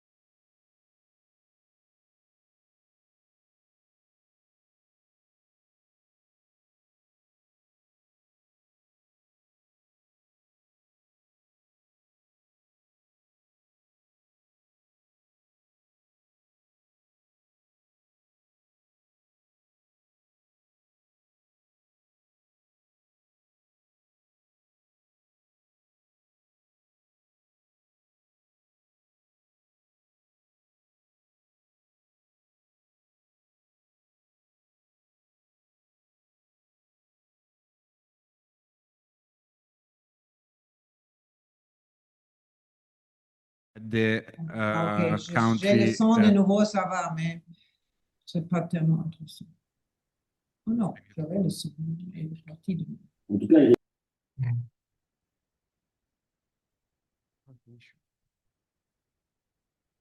Now it should work. I was muted. Okay. So I will restart from the indicator editorial autonomy, where we have registered a slight improvement, mainly due to some reforms being undertaken in some countries to improve collective self-regulation. However, the situation is fragmented, especially at the internal media level, and is deemed as only partially available and effective. As to the indicator state regulation of resources and support to the media sector, the main problematic dimension remains state advertising. We detected a very slight improvement due to the new obligations under Article 25 of the European Media Freedom Act. However, such improvements are slow-paced and country-specific. The situation with public service media is also in a slight deterioration, remaining, however, in the medium-low risk band. Almost half of the countries report notable cases of political influence over appointments and dismissals of top management, and notably cases are reported of reforms that may actually increase politicization, thereby going in the opposite direction vis-à-vis the standards set under EMFA Article 5. And for candidates, the risk is medium-high in this context. And finally, we come back to the indicator integrity of political information during elections. This indicator is in deterioration and marked the passage from the low to the medium-low risk. Such a deterioration depends on an interrelation of factors, but the higher levels of risk come from the sub-indicator rules for political advertising on online platforms, where most of the dynamics related to the TTPA and the subsequent ban imposed by platforms have been observed. So I will now leave the floor to my colleague Jan and to the expert to dig a bit more into the issues emerging from this specific sub-indicator. Thank you very much. Thank you, Matteo. So as Matteo pointed out, the last year was a very significant year for political advertising. Why? We had the TTPA come into force in October last year. So this is the first EU-wide law on political advertising. Then we had the big tech exodus with the likes of Meta and Google leaving the market. So I'd like to take a step back, first of all, make a few remarks on what this TTPA is, how the market reacted, and what are the implications, the potential implications for political advertising in the medium to long term. So in a nutshell, this law basically creates harmonized EU 27 rules for political ads online and offline, requiring clear labeling, which identifies who paid for the ad, the logic behind why the information is received, and how it is paid for. It requires reporting of all online political ads to a central European repository. It prohibits micro-targeting using sensitive personal data like data related to religion, ethnicity, and political views. And it bans all non-EU sponsored ads in the 3 months preceding an election or referendum. So very broadly speaking, sponsors must truthfully declare ads. Service providers must transmit accurate data to the publishers, who must ensure clear labeling and reporting to this central European repository. So in broad terms, the rules apply to sponsors, ad providers, and publishers. So that is the media, online platforms, and so on. And importantly, it includes influencers, at least on paper. But this TTPA has hit a snag so far. As I pointed out earlier, we had the big tech exodus. They pulled the plug. They left the market on political advertising. This was allegedly due to the threat of the high turnover of fines and this very broad definition of political advertising. It's not looking very promising so far. The MPM data reveals that many member states, including Hungary, Poland, and Portugal, still have not designated competent authorities to comply with these rules, to enforce these rules, so they lack the teeth. Then there are some structural vulnerabilities I'd very quickly like to point out. We have this heavy reliance on actors that must self-declare. So it's based on the good faith of sponsors self-declaring an ad as political. And as Conrad will most likely point out, sponsors have been misclassifying these ads, mislabeling them to try and bypass these platform bans and avoid regulatory scrutiny. Another issue is that providers and publishers are only required to challenge manifestly erroneously claims, which means that deceptive ads often reach their full audience before being retroactively removed. So in the case of Hungary, again, we had ads that were circulating for days, if not weeks. So they already reached their target before being removed. Then very quickly, I'd just like to touch upon the fact that currently paid influencers are not required to report to the central repository. This leaves major campaigns untraceable. And very quickly, there are some potentially unintended consequences of the ad ban and the TTPA. We're essentially seeing much worse transparency. Platforms have removed the historical ad archives. The Central European Repository is still not operational. So we basically have this blackout of political ads traceability for at least 6 to 8 months. And we're seeing, very importantly, this growing shift to shadow campaigning, political influence shifting to proxy pages, inauthentic accounts, these pseudo-media news portals, and these paid influencer operations. And even in some cases, we have dark social blasting. So this is this kind of use of private networks, peer-to-peer private networks like WhatsApp and Discord to disseminate political ads or covert political ads. And we're seeing, again, in the likes of Hungary, the increasing use of AI, deepfakes, AI-generated content to evade the automatic detection systems. And we're seeing the surfacing of surreptitious ads using AI as well. So these are some of the issues so far that we have detected, and many researchers across Europe. And this is a very striking graphic that I found the other day that I really think encapsulates this huge shift, this divergence of political capital from these compliant channels, paid ads, to these untraceable, murky channels. So I think it says a lot already, so I will end it there and hand the floor to Conrad, who represents the Hungary country team. We start with Hungary because arguably it was the first country to represent a stress test of the TTPA and the ad ban. So the floor is over to you, Conrad. Thank you. So there's also Gabor Polyak from the Hungarian team in case you have questions. But yeah, I still need my, okay, I just pushed the button and then my slides will appear. Nice. Okay, so I'm going to talk about the Hungarian situation briefly. Can you hear me? Now you can. Fantastic.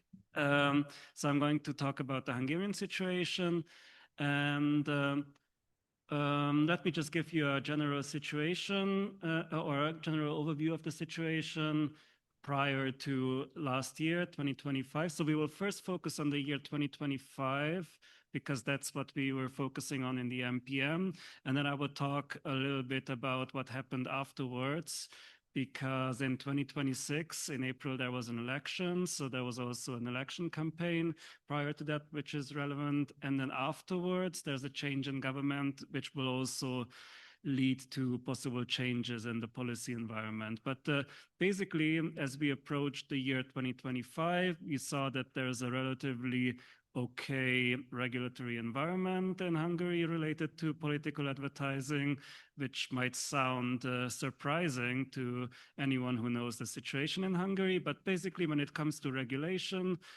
we saw that there are clear rules which are a bit different for the public service media, for private broadcasters, and for print and online media. But basically, public service media were obliged to take any kind of advertising and run them in a fair and equitable way. So that meant that they also had to take advertising coming from opposition parties. Private broadcasters had the right to refuse either all kinds of political advertising, or they had to accept everything and then also display them in a fair way. And print and online media, they had to publish the prices of, or the list prices of political advertising prior to the election campaign. And if they did so, they had the right to accept political ads. At the same time, already back then, and still we have this problem that already Jan referred to, that Hungary has not yet implemented the TTPA, and there were basically no rules related to political advertising on social media. A few years back, the National Audit Office, which monitors campaign spending, has published a manual on accounting for campaign expenditures on social media, but it's not being followed. I'm not even sure if any of the political actors knew about its existence. It's also important to mention that in the Hungarian context, it wasn't just political parties that were running political ads, it were also the government itself. So basically state advertising was used as political campaigning. This means that, for example, there were these governmental ads that said that the government is doing a good job. It kind of reminded you what you're going to lose if there's someone else in power. So all kinds of messages that may influence the outcome of the election or your decision that you make when you cast your vote. And in the past 2 years or 3 years, there was also this novelty of having disguised political advertising in traditional media. And first I will show an example of that.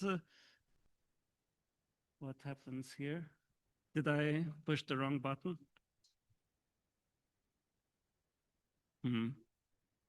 Okay. Yeah, okay.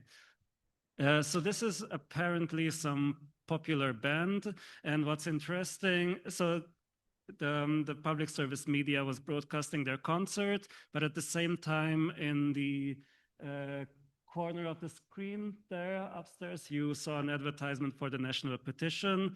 National petitions were some of the ways in which the government was doing campaigns. So basically they mailed it out to everyone who's a citizen, and they had these papers which told you, which asked your opinion on certain issues in a really manipulative way. I'm not sure what exactly this one was about, but something similar happened a few years ago when everyone in Hungary was asked whether they are pro or against the European Commission forcibly populating the country with immigrants and stuff like that. So basically a lot of stuff that is not about to happen, but phrased in a way that they make you believe that you're actually making an opinion on something that is not true. And this one is another example from the year before, in 2024. That's the year when the public service media started to include the social media advertisements of the governing party's politicians as news segments in the evening news. So basically you had some news for 10 minutes, and then you were told that this news segment is about blah, blah, blah politician who will tell you what you should do or how you should cast your vote or whatever. Interestingly, the media regulator started an investigation about this, but I think already after the election, and they even fined the public service media. Now, the overall situation in Hungary in 2025 was basically a lack of proper reporting on social media ad spending, and the spending limits were not respected. The campaigns were basically year-long campaigns on social media. So political advertising didn't only appear in the months prior to the election, but basically all year, even in those years when you didn't have an election. There was an exceptionally high level of state and party spending for the purpose of political advertising activity in Hungary. And I will show some numbers in the next slide. And there was also a lot of boosted content for pro-government media in favor of the governing party. In last year's Media Pluralism Monitor, we mentioned that for the year 2024, it was estimated that government-aligned media outlets bought advertising on social media for 2.5 million euros in 1 year. So basically, they just paid for their articles to reach a larger audience. And for the past few years, there's also a prominent influencer group called Megaphone. So here you have the numbers. So this is basically prior to Google and Meta shutting down political advertising on their platforms.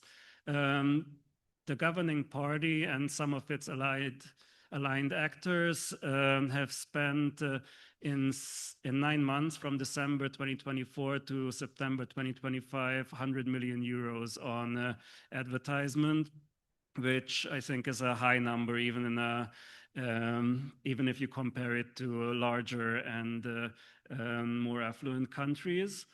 And if you compare it to other parties, it was basically 1 million for all other parties together. So the governing party spent 100 times more if you look just at the party. This is a comparison between the governing party and the rest. Again, you can see the difference. It's substantial. And then after Meta and Google discontinued political advertising, there has been some research out there in October, November, December, and it was seen that many actors who were doing political advertising in favor of the governing party, they continued to do so. They just changed the labeling of their ads. So instead of political ad, they labeled it as arts and entertainment or beauty and personal care. I think there was even a trend amongst the influencers who are pro-government influencers to eat a burger while speaking, because then they can sell it as a food influencer content and not as political content.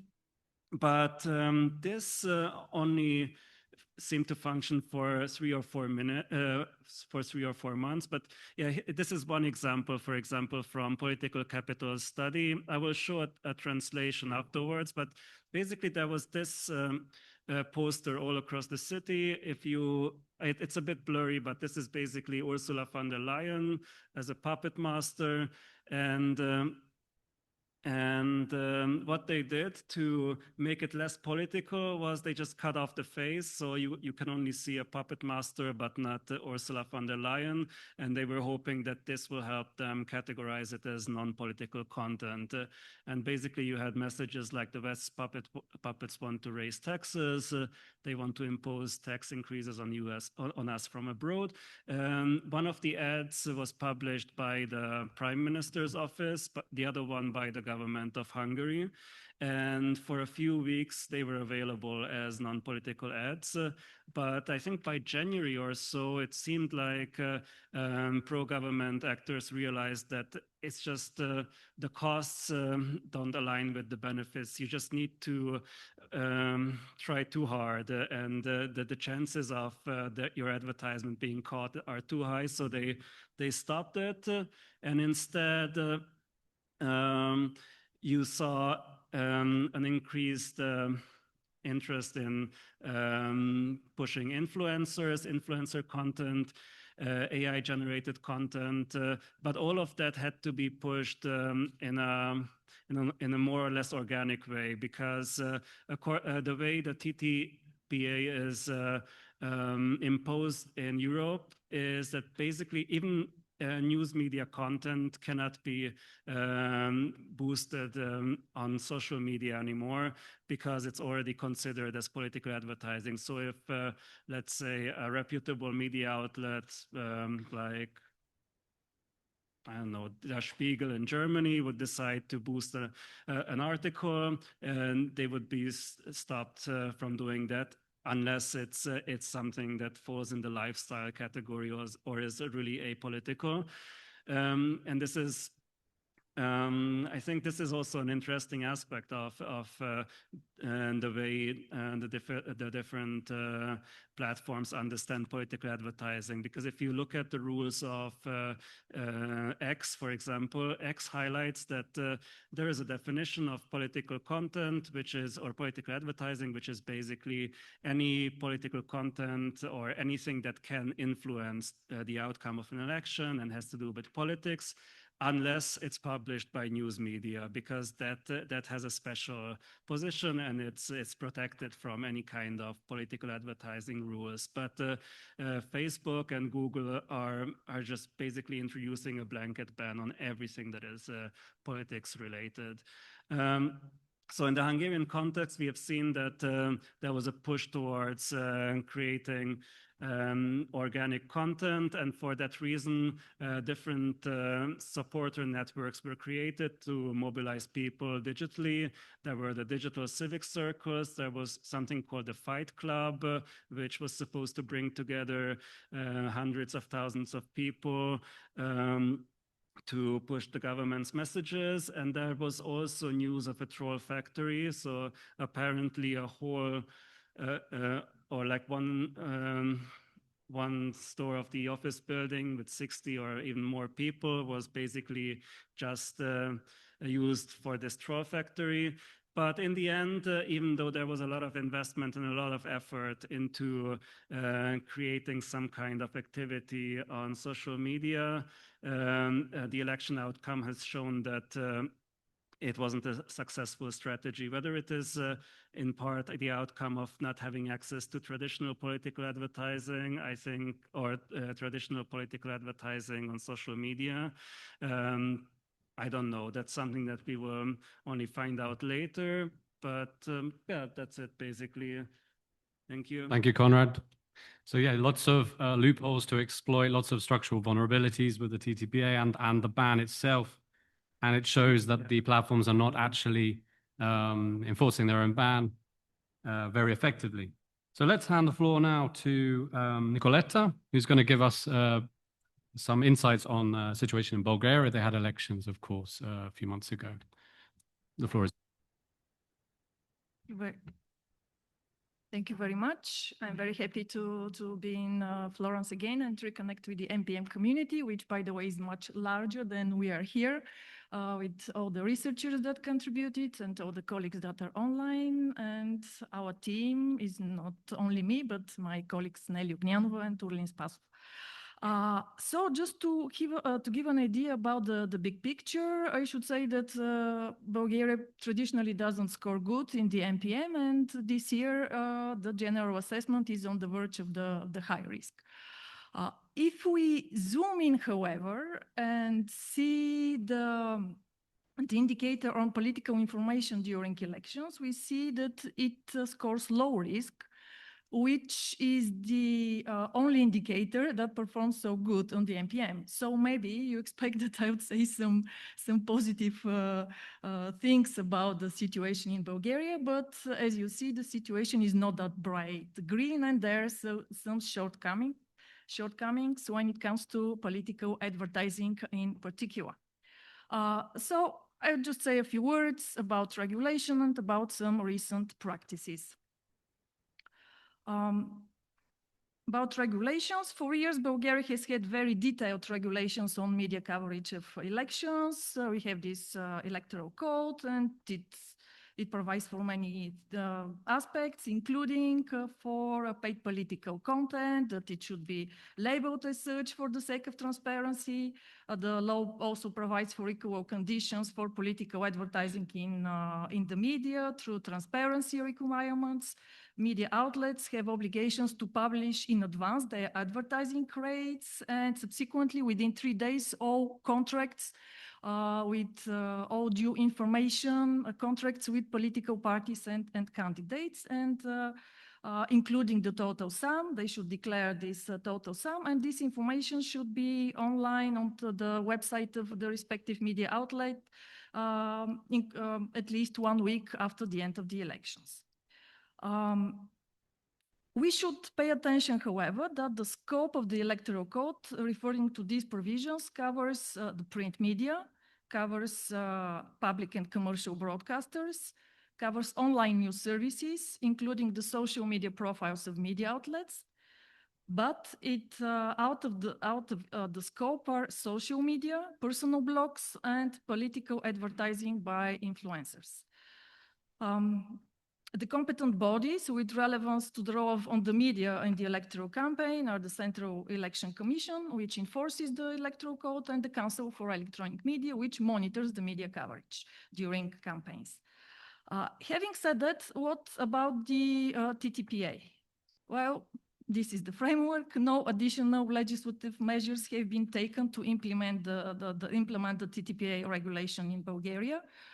Most importantly, Bulgaria doesn't have a national competent authority designated under the TTPA regulation.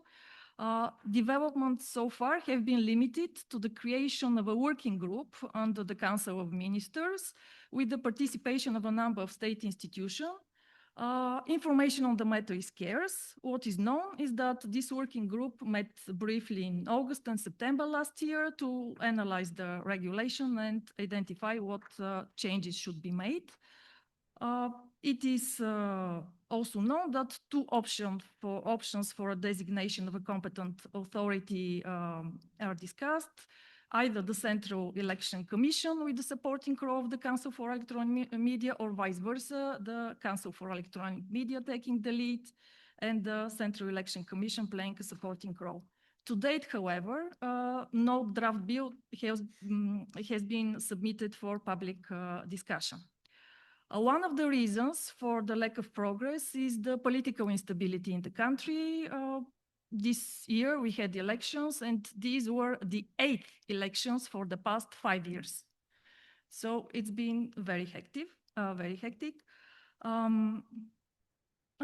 There were early parliament elections in April the 19th, and they were won by a newly established coalition called Progressive Bulgaria, led by the former president, Rumen Radev, who stepped down as president to run for these elections. So what about the practice? We should say that the law is generally implemented effectively. The media publish their contracts. They submit the necessary information to the Central Election Commission.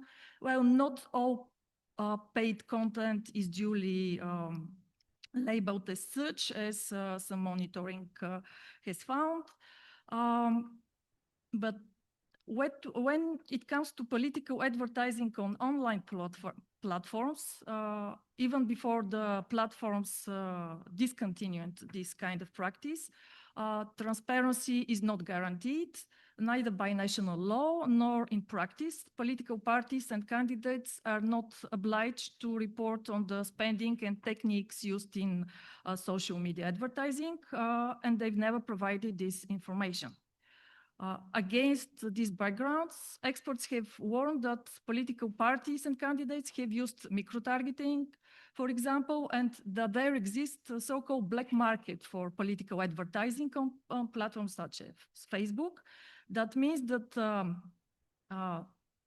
spending money for the spread of political content on Facebook groups and pages that are not officially related to the official profiles of the candidates, and the amounts spent are many times larger than the amounts that were used through the official pages of parties and politicians. And another serious issue since the last years, it's the interference by third country sponsors, including in the pre-electoral period. It indicates high risk in the case of Bulgaria. Particularly, there have been concerns about Russian-controlled disinformation in recent years. In 2024, the European Parliament expressed such concerns. There have been investigations and data that Russia has supported propaganda and spent a lot of money in Bulgaria and Romania. Last year also there was some information about this financial support. Fast forward to the elections in April. For the first time, there were some institutional measures prior to the elections. In late March, amid expectations for intensified attempts of foreign interference, the Ministry of Foreign Affairs within the then caretaker government established a temporary coordination mechanism to counter disinformation and provide institutional response to hybrid threats and FIMI. The caretaker government also activated the EU Rapid Response System under the Digital Services Act, and it remained active until 1 week after the elections. According to media publications, there were meetings of representatives of state institutions with representatives of the platforms to discuss risk mitigation. As an end result, according to the words of the Bulgarian's then Deputy Foreign Minister, no serious incidents were identified. Our goal was deterrence, he said. So Bulgaria was very happy that the Romanian scenario did not happen in Bulgaria, but the very activation of the rapid response system was a hot issue that was politicized and debated. During the campaign, for example, Rumen Radev, the future winner in the elections, criticized this activation of the rapid response system. You can see his post on Facebook where he questioned that there is such foreign interference in Bulgaria. He accused his opponents that they tried to hijack the elections by activating this system. What were the practices on online platforms according to monitoring organizations? There are already such reports, and they identified coordinated inauthentic behavior on TikTok, on Facebook as well, significant manipulation, boosting through purchased pages. For example, there were pages that before the elections and they existed for years before that, were dedicated to other parties or political figures than the one they supported in the current elections, or to reality shows, or to second-hand car parts, or to some marketplaces, or to friendships with Russia. And they renamed prior to the election to support given candidates. Also, there was a network of approximately 120 fake profiles on Facebook, confirmed as being AI generated, that coordinatedly distributed posts of politicians, of given politicians. Another practice was the systematic hijacking of opponents hashtag. For example, we continue the change Democratic Bulgaria coalitions. TikTok hashtag has been so flooded with hostile and off-topic content that the coalition decided to drop it, and they didn't use it. There was also the practice of controversial political aids. For example, politicians, candidates that designated themselves as digital creators, and they paid and distributed advertising. So we see that the ban on political advertising imposed by the platforms is being circumvented. In conclusion, the fact that Bulgaria does not have a designated competence body under the TTPA constitutes a risk in practice. Ironically, the leader of one of the most Eurosceptic and pro-Russian parties, Mr. Kostadinov, criticized the Central Election Commission for not applying the TTPA regulation. We will send this regulation to them. They obviously haven't read it, he said. The Commission, however, responded that they obliged to the national law, and since there is not a designated body, it's not possible to impose any sanctions. For us, this is not an issue, said the spokesperson of the Commission. So I guess we can conclude with how to say, to rephrase one dictator, no designated authority, no problem. Thank you very much, Nicoletta. Very interesting. We're a bit cut for time, so jumping swiftly on to Albin, who represents the Czech country team. Please. Thank you very much. It's very nice to be here today in these settings. So I'll go directly to the presentation about the TTPA rules in Czechia. The TTPA rules in Czechia were actually implemented into Czech national legislation on October 10, which means in practice that the Czech national elections, which took place on October 3 to 4, the TTPA rules did not have to be observed because they were not in place yet at the time of the elections, and definitely not at the time of the political campaigning. However, just very briefly about what has been implemented into the national legislation. Mechanisms introduce labeling of political content and requires transparency disclosure about sources of financing of advertisements. There are some attempts also towards the foreign influence, in that it requires 3 months before elections, only the EU residents that could be involved in political advertising. And the mechanisms, they do not regulate content of the political advertising. And there is a office for oversight over financial management of political parties and movements, which is overseeing this legislation.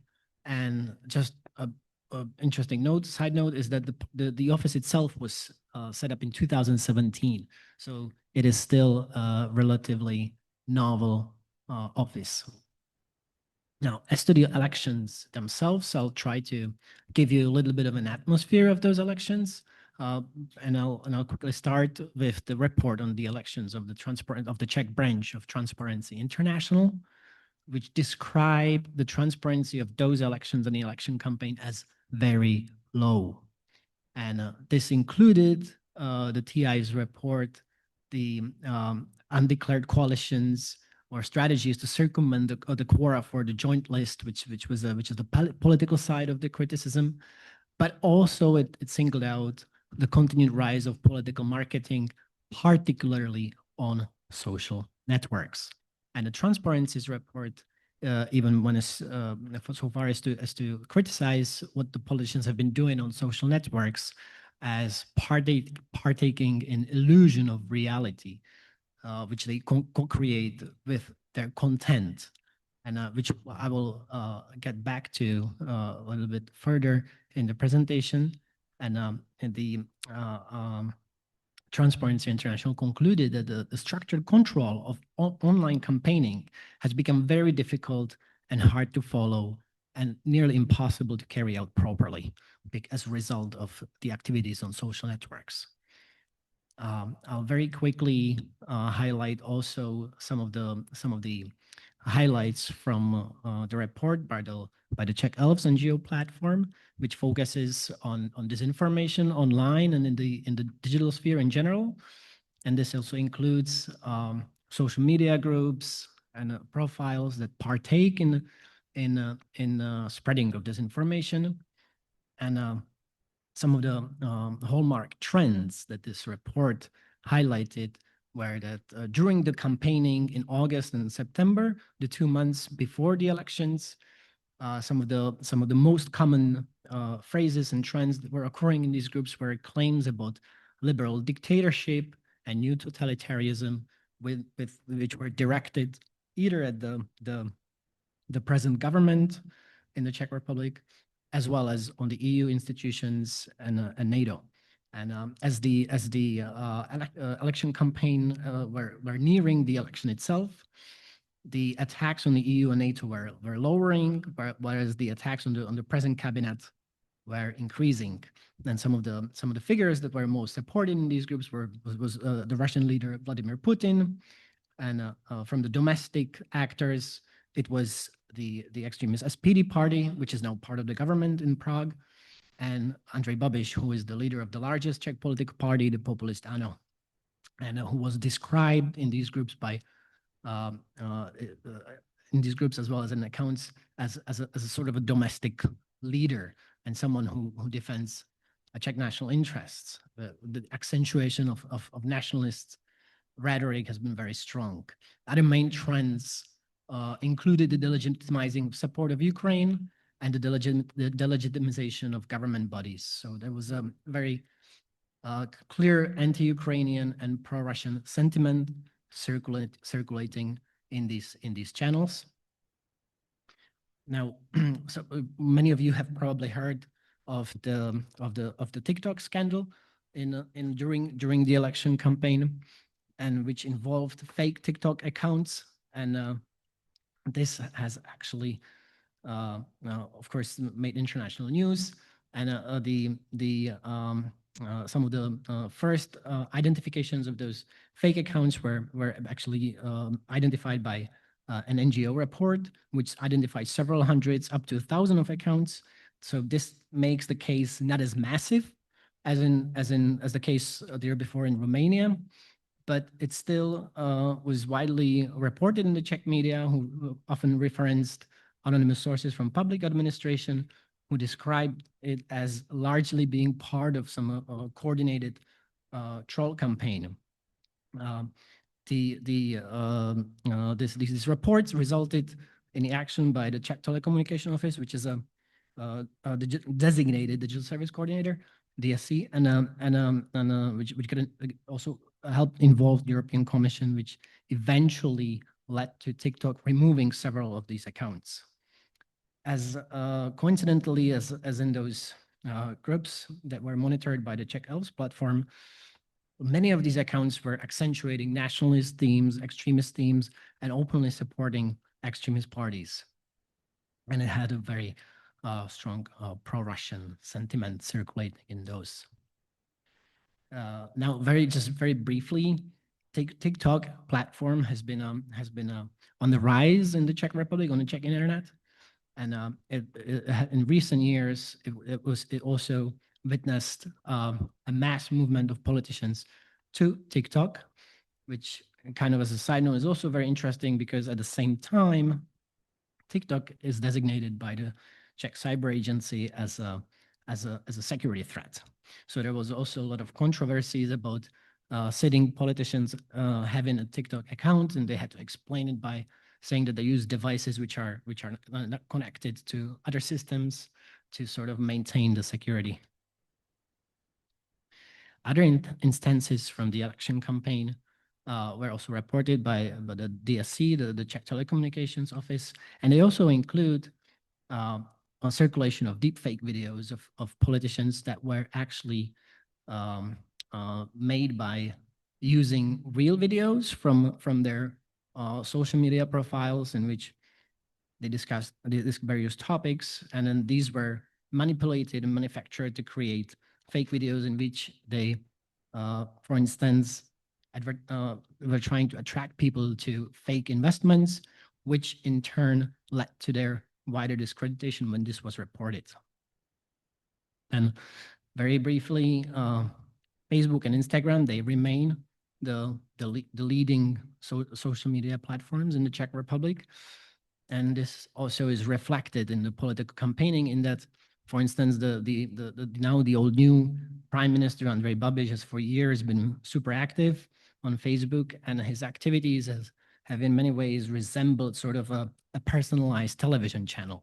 So if I were to sort of borrow a term that Lapo used before me, it was very successful, and it is very successful at sort of creating this homey feeling, which Babiš very successfully also is able to recreate in a real life campaigning venues. Another interesting instance is the leader of the SPD party, the extremist party that I've already mentioned, Tomio Okamura, who's also very active on Facebook, and whose list during the campaigning were not just heavily relying on social media, but they were also advertising sort of food courts or food markets to which they were luring their electoral base, and which they also used to sell Czech products. Very strong accentuation on this nationalist aspect of food manufacture in the Czech Republic, and these were also raised very many media speculations whether this has collided with also food commercials. As to the impact of TTPA, in practice, it will only see how the TTPA rules through the national legislations, what kind of an impact they will have in the upcoming Senate elections this October. What we also can note is that Meta responded to the new TTPA rules in Czechia only on October 6th. So also Meta waited for only after the elections to take action. I should also quote Transparency International, which highlighted that in their report from December last year, that it still remains unclear according to what pattern very fluid algorithms control the content, because there keep appearing instances when the content is being taken down, which is political, but other content which is clearly political remains on the networks. Maybe very quickly, which is also relevant for the implementation of the rules, is that the DSC still remains just a designate without full powers in the Czech Republic, because the national legislation for transposing the DSA has not yet been passed by the parliament. And after the election outcome, this is very much doubtful whether during this parliament it will happen, because the sitting ruling coalition, which is comprised of the ANO party, the SPD party, and then another radical party, the Motorists for Themselves, they wield a comfortable majority of 108 legislators in the parliament of 200. And all these three parties, again, which I said, are very active on social media. And incidentally, they also oppose any sort of regulatory attempts at the social media. And they invoke a strong neoliberal approach of minimum regulation, which unfortunately is also very embedded among the political parties in the Czech Republic across the political spectrum. So they even find alliance in the parties in opposition in the case of the transposition of DSA. And as a summary, as I said, the TTPA legislation has not really been properly tested because it was only in place in October 10. And then, of course, this could have contributed to the lack of transparency on social media described in those reports. At the same time, to say something positive, TikTok did remove fake accounts suspected of spreading foreign pro-Russian propaganda and disinformation after the Czech Telecommunication Office and EU interventions. But ultimately, the effect of the TPA legislation remains unclear, and activities of Czech authorities towards social media platforms remain very weak. Thank you, Albin. Very interesting. A round of applause to our discussants, first of all. So all these case studies really hit home the problem of shadow campaigns. These disguised ads seem to be getting worse after the ban. We really are out of time, but we can collect two questions. Are there any questions online, first of all? Because they don't have the benefit of an aperitif after the... No questions online. Okay, so let's collect 2 questions, please. Quick, short ones.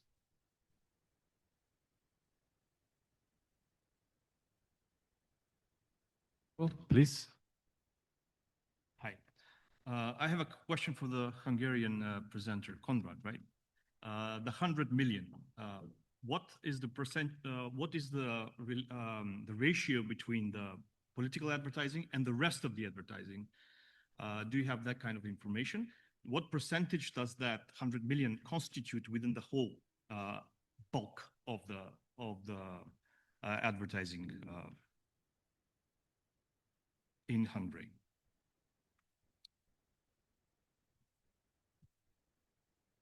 One more question, please. Sorry, because it's very much related. My question was like, was it fully declared and transparent? I mean, in the financial statements that they usually provide for the electoral campaign? Or it's just the numbers that are reported by the, I don't know, Facebook Ads Library or other means monitoring? Thank you. So if I understand it well, it's just from the reports of social media. Also because the numbers that I mentioned there from late 2024 to October 2025, they are not in the campaign period. So I don't think there would be any reporting by the parties themselves. So it's definitely not detailed or not reported in this period, and even during elections, it's probably not reported in the same detail as it's provided by the platforms themselves. And now it's not even reported by the platforms since October. And when it comes to the overall amounts, that's something that I need to check. But I can get back to you on that. I need to check what the official size of the advertising market is. I don't know, Gabor, do you know maybe? Yeah, not exactly about this amount, what Konrad showed us, but in general, it's totally unimaginable for any other European countries how it worked in the last years in Hungary. And this is not an exact number, but it's liable because there is an ongoing proceeding at the European Commission about the using of public money as state advertisement. And in this complaint, you can see that 80% of the whole advertisement market is coming from the state or state organizations, 80%. It's interesting because prior to the fall of the right-wing government in North Macedonia in 2016, the state was the primary advertiser for 4 consecutive years until 2014. Yeah. And after that, they stopped publishing data. So when there was an outcry, they stopped publishing data. And there were much simpler times because this was mostly going to the audiovisual media. The online media was the sector was not that developed as today. So quite interesting. Which is why I think that the European Union maybe is not going deep enough in this, because there was a ban on political on state advertising in North Macedonia up until last year, and they decided to reinstate it due to a pressure from the industry. And we know how it distorts the market, yeah, and also distorts pluralism. It hinders pluralism as well, because even though the money was given in a non-discriminatory fashion to all audiovisual media, you have a situation in which they're all compliant with the state, with the main ruling political party politics. So.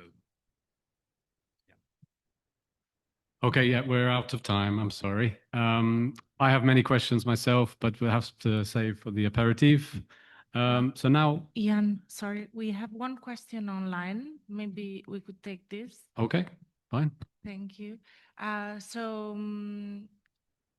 we have a question from Giacomo Mazzone, who is asking how microprofiling is detecting and how could be repressed. Maybe if one in particular of the speakers or you would like to. Yes, he's asking how microprofiling is detected and how could it be repressed? Like avoided or from a legal framework perspective. But also, Giacomo, please feel free to pose the question yourself if you want. You cannot open your mic, probably. You can? Okay. But yeah, is there anyone who would like to answer to this specific question? Well, I can very briefly. I think that the TPA has some provisions and entrust the data protection authorities also with this kind of responsibility.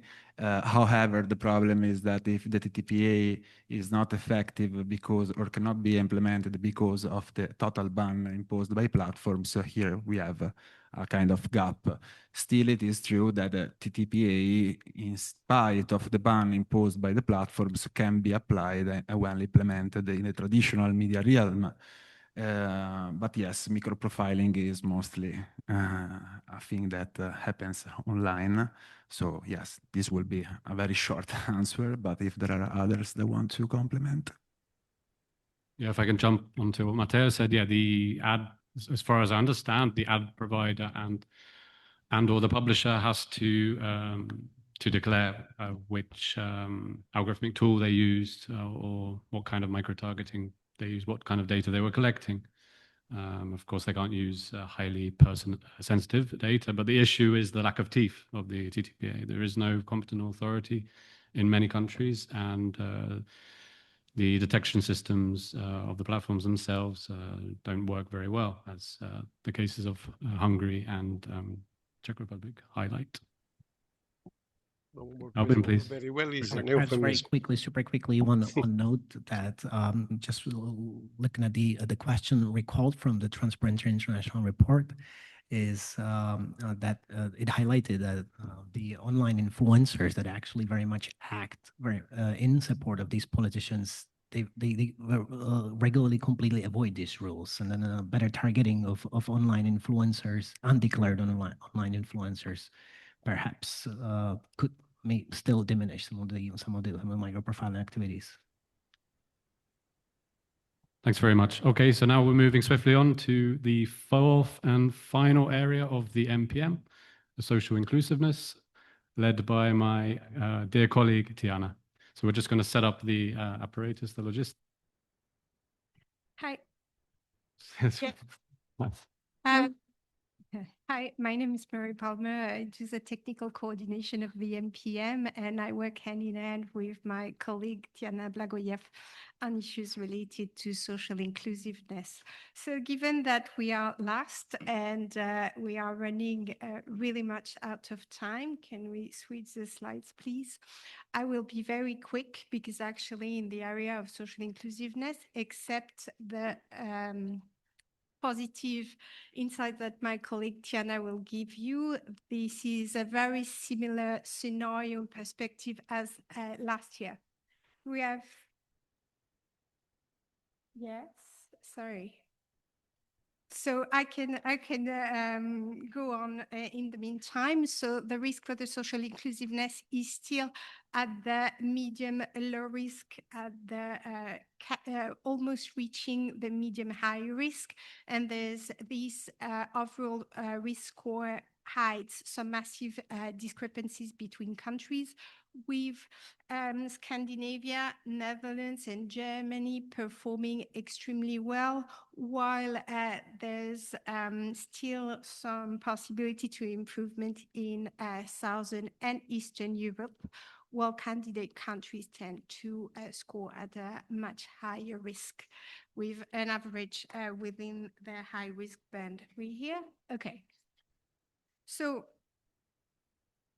overall, the two indicators that are scoring the highest are gender equality in the media and cultural and linguistic diversity in the media. This is something that was pinpointed by my colleague Ivan Nenadic a bit earlier. Those are the two indicators that with the market plurality indicators and concentration are scoring the highest. So this is reflecting the difficulties to have a safe and inclusive environment in the media. Then, sorry, no, the slide is back. So this is really showing the difficulties to have an inclusive representation and to have a safe environment in which there's a space for everybody. On the contrary, in the universal and inclusive access to the media, we've seen some progress over the years, especially in terms of media accessibility with the Accessibility Directive, but also with the arrival of new technologies linked to AI. But this is not a new trend. This is also something that we've seen over the past 2 years. In terms of media literacy, the average is still in medium low risk. We've seen that media literacy is very recurring in the debate, is really much mentioned in many policy texts, but the same problem remain. This is all the policies are short-term, based on short-term project with short-term financing. So the problems over the years have remained more or less the same, and the glimpse of hope might come from local media, and I let my colleague Diana Blagojevs, expert in the matter, to show this glimpse of hope with you. Yes, but before that, let us go to the I will say it. Basically, results in the local media, as you can see from the results of the indicators, they're still showing certain challenges in the local media sector. These challenges are related to their sustainability, first and foremost. Then they are related also to the local media concentration that is very little researched. And finally, there is a rise of news deserts, which basically are areas where it is difficult or impossible to get reliable and essential information. If we take a look at the results per countries, there is only, if we look at both candidate and EU, only a fifth of these countries are scoring low or very low risk, and very low risk is basically only Sweden. We do have some glimpses of hope, which are basically related to some efforts by the governments to try to support the local media with subsidies. These have been identified in Denmark, in Sweden, in Lithuania, in the Netherlands. However, the structural problems still persist. We have great speakers today, the last group, but certainly not the least. I would like to first introduce you Matthias Fardig from Sweden, Maren Bofford from Austria, and Sandra Simonsen, who will be joining us online. And I would like to pose the first question, because we envisage this as more of a conversation between us, and of course you can also try and think about the potential questions to see what is the local media situation in your countries, and maybe to start with you, Matthias, considering that your country is very low risk, so to give a bit of optimism to this talk. Thank you. Yes, first of all, thank you both for the opportunity to discuss the Swedish local media landscape and the policy instruments that have been developed to sustain local journalism.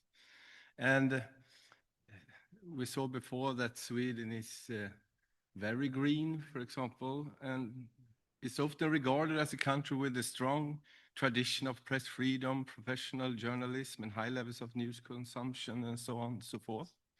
However, beneath this positive image. I think it lies a structural challenge, as you described, Tiana, that has become increasingly visible over the past 2 decades.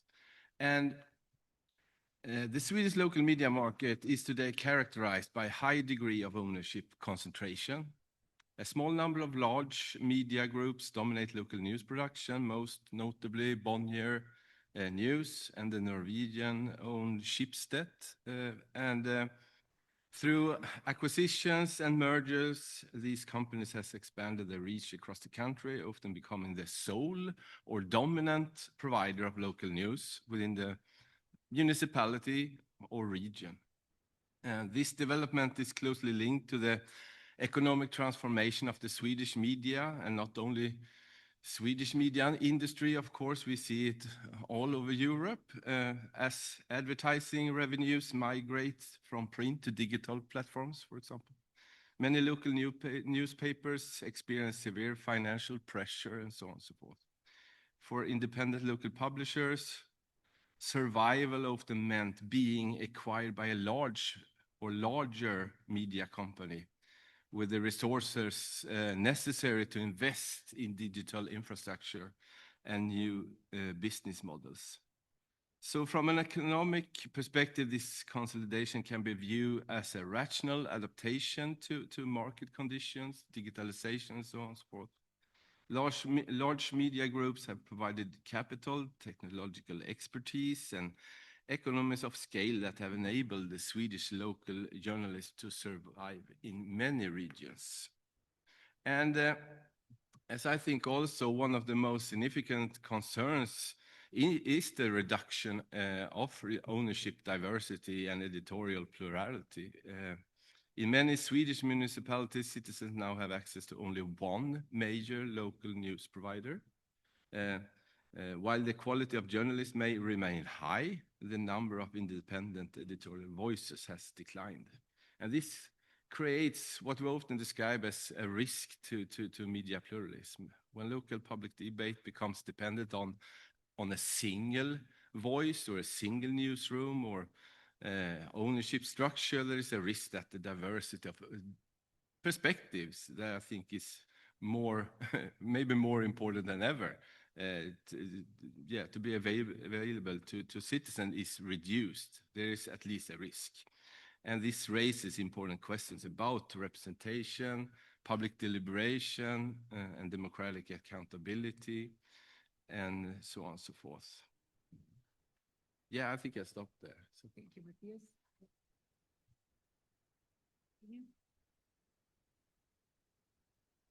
Thank you. Awesome. Can you hear me? Yes. Okay. So Austria presents also a rather interesting case because unlike many other European countries, we do not yet have what is called local news deserts.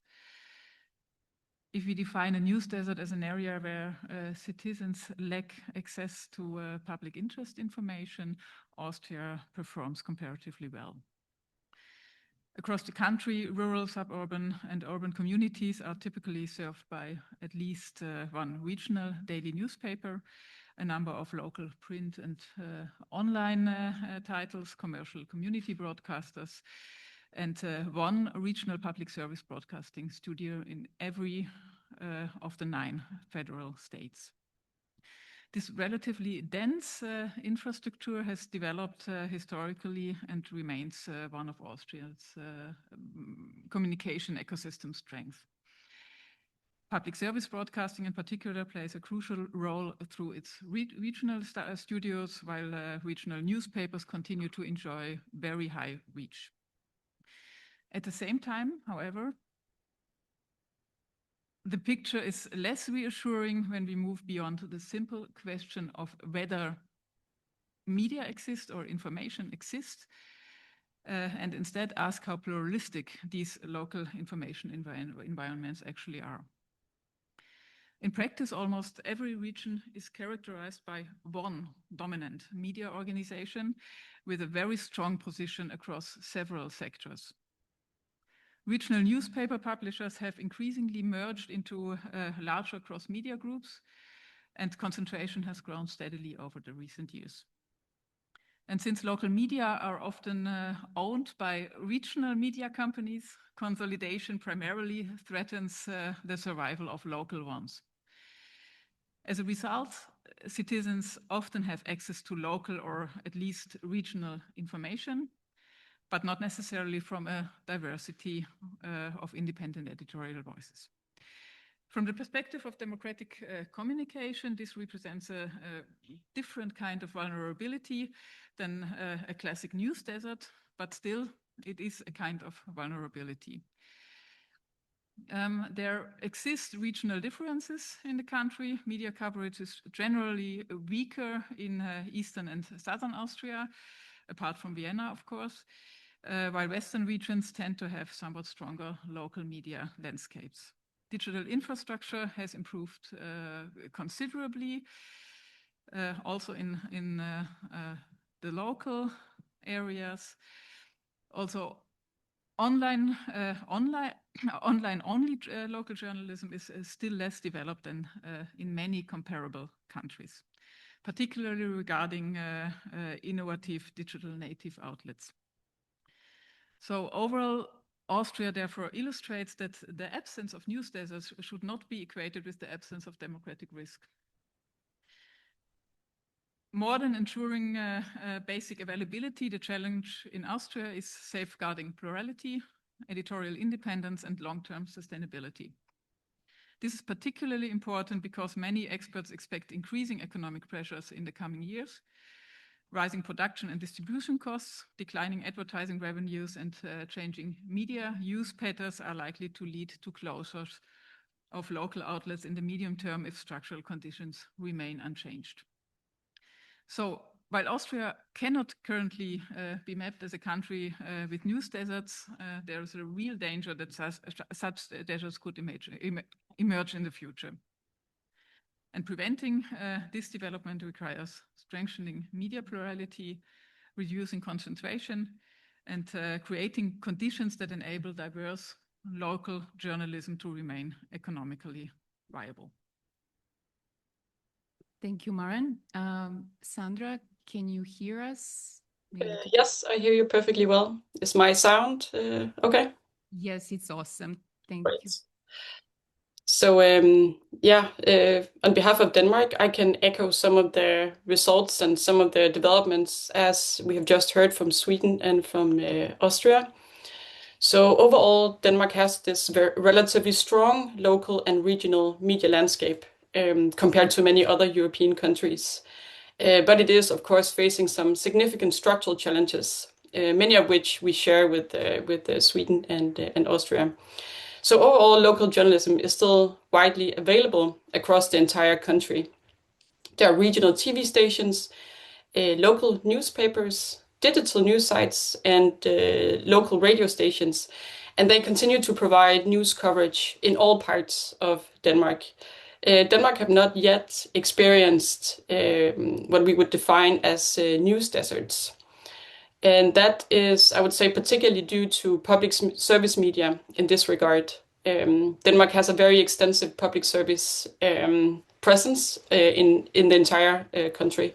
So the Danish Broadcasting Corporation maintains regional editorial offices across the country. That's a part of the public service agreement. And TV2 operates 8 regional public service stations, and they produce local news every day. But as we just heard from Sweden and Austria, the market has become increasingly concentrated over the past 2 decades, particularly with regards to written journalism. So today there are 4 large media groups, and they dominate the local newspaper ownership across the country. So many formerly independent local newspapers, they have been acquired by these larger media companies, which has resulted in shared ownership, of course, a more centralized production, and increasing cooperation across titles. So basically that means reuse of a lot of more original content. at the same time, local newspapers, they continue to experience declining print circulation and advertising revenues, obviously. There are digital subscription models that have helped compensate to some extent for these losses, but still not to the full extent. So overall, all municipalities still have at least one local media provider, but the same concerns persists in Denmark with regards to media plurality. That due to these newsroom closures and the consolidation that has happened in this market, the diversity have gradually decreased, and there are, in that sense, some risks to a more weakened local democratic oversight. So overall, Denmark combines like a relatively good geographical coverage with increasing ownership concentration and economic pressures, which again produces some risk to media plurality. Thanks a lot, Sandra. So we hear that even in the countries where the situation is assessed quite well, there are a lot of challenges. But we have also noticed that there are some mechanisms set up by the governments in order to support local media. To see how these mechanisms work, I would ask Matthias again to give us a short few words about this, and also maybe to mention also whether the media who are getting this are the ones who are parts of the conglomerates, or there may be a local media outlet who is really receiving these subsidies in this process. Thank you. Yes, I mean, historically, Sweden relied on press subsidies, primarily directed toward printed press, and that is, I think, how it is in the rest of Europe as well. But in recent years, or in 2024, the system has been reformed when it comes to the subsidies in Sweden. And nowadays, the support is no longer tied to a specific distribution platform. Digital-only news organizations can now also qualify under the same framework as traditional newspapers in print and so on. And the new Swedish media agency administers several support arrangements designed to sustain local journalism. The first is, it's basically three different supports. The first is the maybe the most important also, the general editorial support. This provides financial assistance to news organizations, but then regardless of whether they publish in print, online, or through audiovisual formats. So it's no longer, as I heard you, Sandra, told, the tradition is that, yeah, we give the printed press the subsidies, but this is not the case any longer. And the second mechanism is the extended editorial support, and this is particularly important as I think of when it comes to a democratic perspective, because it targets local and regional media operating in areas where commercial news coverage is weak or insufficient, where the bigger actors actually is not present, so to say, because there is no market there, or so on and so forth. And then we have the third mechanism in this new press subsidy system, and it's the distribution support. And although media consumption is increasingly digital, many citizens in Sweden, particularly older population and residents in the rural areas, continue to rely on printed newspapers. And distribution support helps offset the significant costs associated with delivering newspapers. As you have seen in the map, Sweden is a very long country, if you know what. That was a joke, but you know, it's far. So it costs to distribute newspapers. And of course, it does everywhere, but in Sweden. And taken together then, I think this is important, as you asked me if yeah, the frank answer to that question is both. Of course, traditional newspapers also fulfill the criteria for getting subsidies, but this at least open up for minor or less traditional, more. Yeah, before if you were a digital newspaper, you didn't get any subsidies in Sweden, but nowadays you can actually do it if you fulfill the criteria. Thank you, Matthias. Maren? Yeah, Austria has expanded public support for the media sector over many years. And also there have been some recent exceptions, and advertising revenues have declined. Public media subsidies have continued to increase across all sectors. At first glance, this looks like a strong public commitment to safeguarding journalism. But again, the picture is more complex. As the more important question is not whether funding exists, but how it is allocated. Current funding mechanisms are only partly designed to strengthen democratic diversity. Most schemes continue to reward market size, circulation, or reach. And consequently, the largest legacy media organizations receive the largest share of public funding, while smaller local and regional outlets, in particular digital native organizations, still often struggle to access meaningful support. As a result, current funding tends to cushion incumbent business models rather than incentivize innovation. Community media deserve particular attention. Community media is non-profit in Austria, only non-profit. Also, Austria recognizes and supports them. They remain financially uncertain and still lack full legal recognition as well as long-term regulatory protection. So from my perspective, Austria's most important challenge is therefore the allocation logic of funding. And if the objective is to strengthen democratic communication as well, support should increasingly reward journalistic quality, democratic relevance, accountability, and plurality, rather than market size or historical circulation. This would also require creating better opportunities for innovation in startups and local digital media, reducing structural concentration, which is the most important issue, and avoiding the emergence of local news deserts in the future. Thank you. Thank you, Maren. Sandra? Yes, so again, Denmark echoes some of the same conditions that we see in Sweden and in Austria. So first of all, with regards to the editorial production support, where it was previously tied to circulation and print distribution, there are now more opportunities for digital native media, for example, to receive support alongside these traditional newspapers. But as we saw in Austria, whether that is actually the case in practice, that's more questionable. It is still the case that it's the major national outlets that receive the majority of the funding.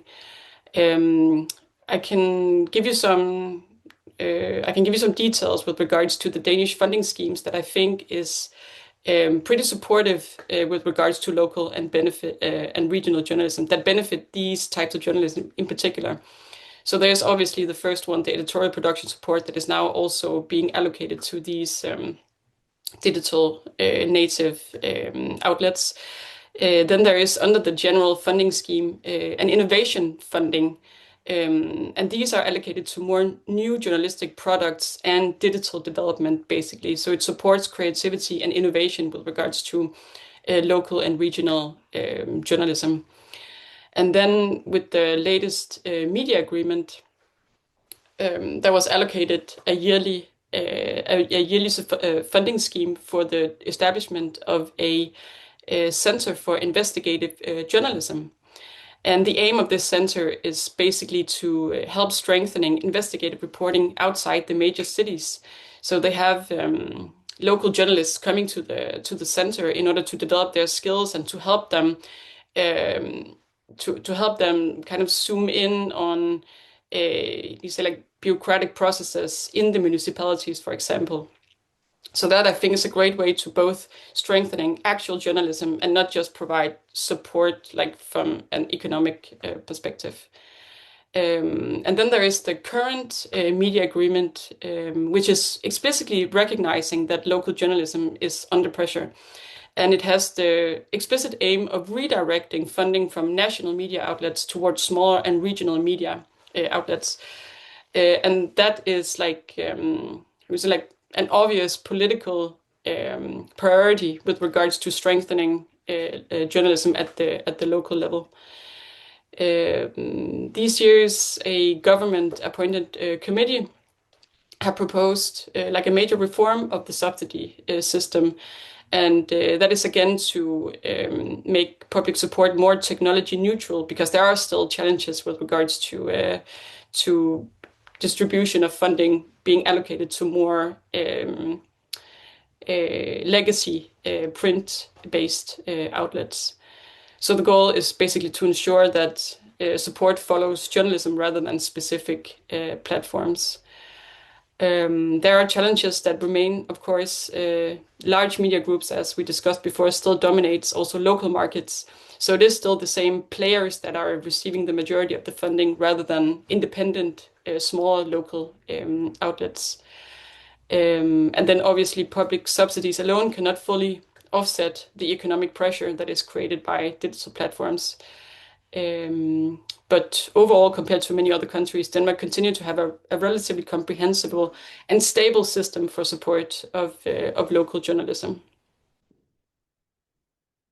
Thank you, Sandra, very much. So I think this last can give us a bit of inspiration for other local media and also for researchers interested in this topic. First of all, a big round of applause for the last panel and our panelists.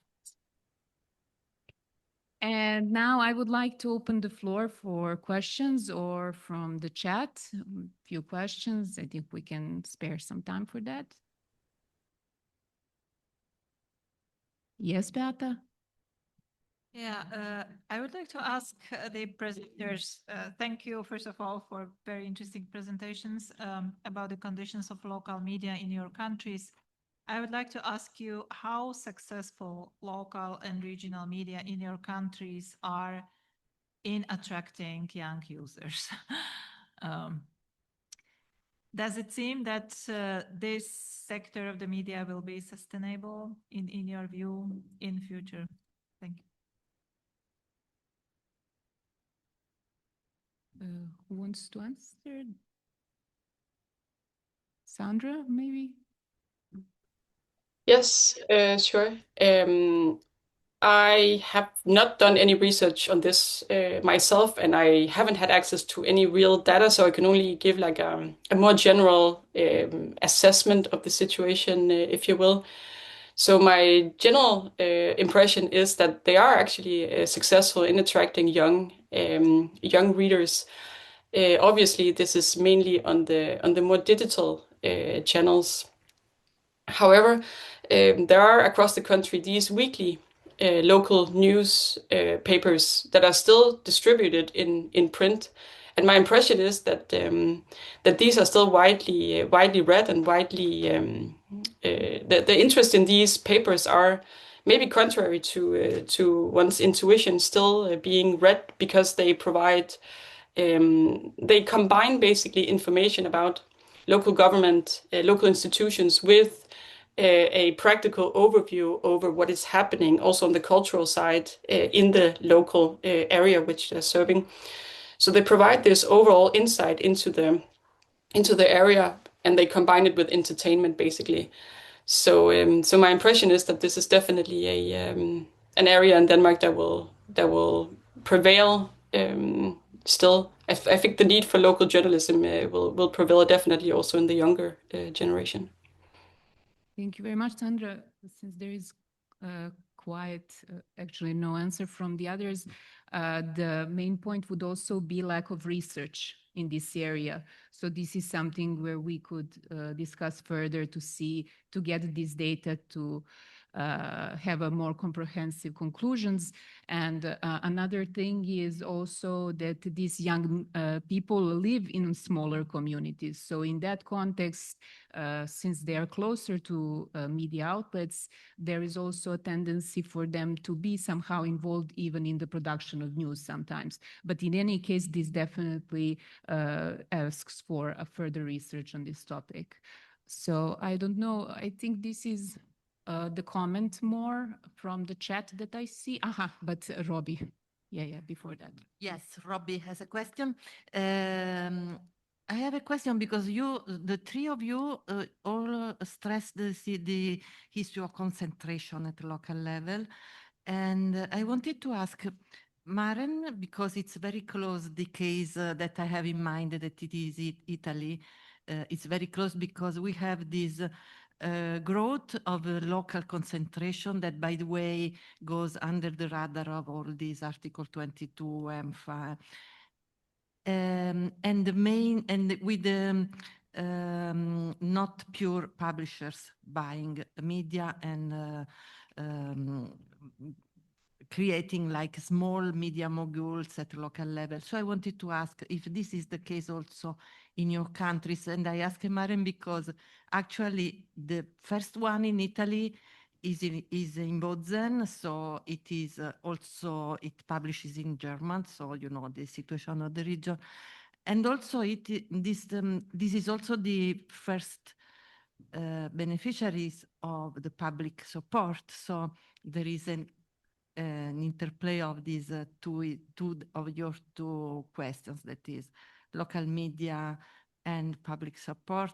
We have a very strong, in Italy, there is a very strong public support to a local monopoly, to local monopolies. But in any case, there is also this growing tendencies of companies from other sectors buying local media, creating a local situation of very strong conflict of interest. So I wanted to ask our speakers if this is also the case, or in your countries in which you highlight a growth of concentration or not, or if it is there is not this risk. In Austria, it's more from the same branch. It's just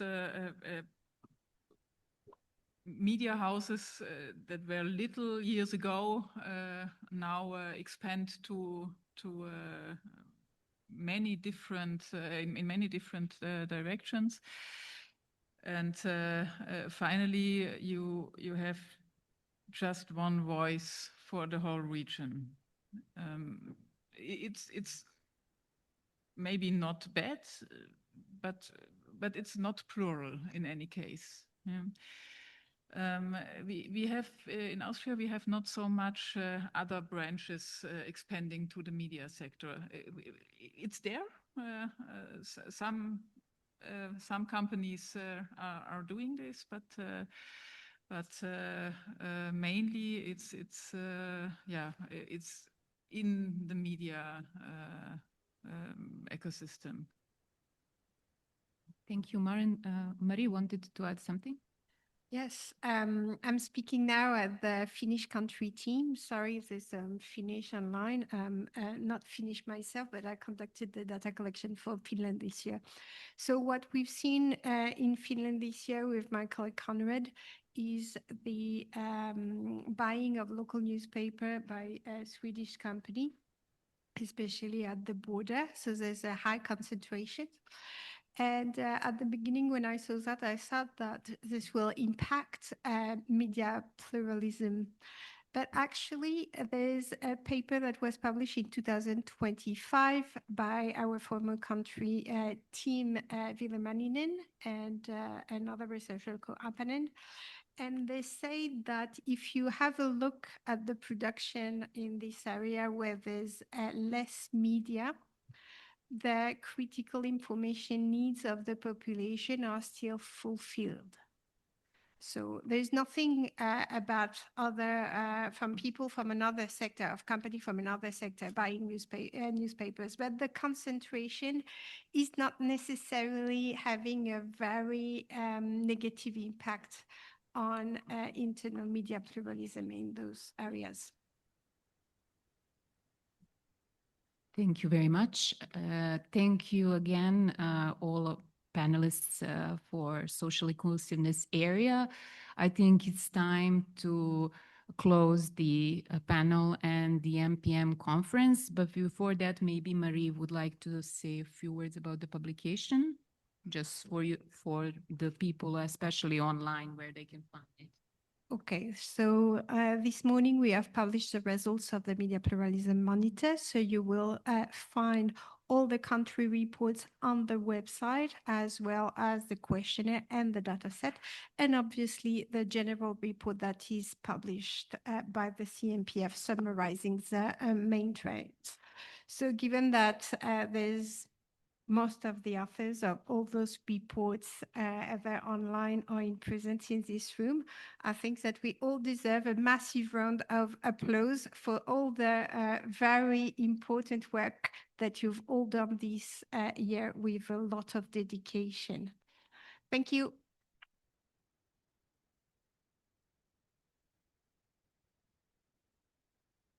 And I also take the opportunity to really give a hand to the CMPF team as well, who has been working so hard with this. Yeah, thank you. So give a hand.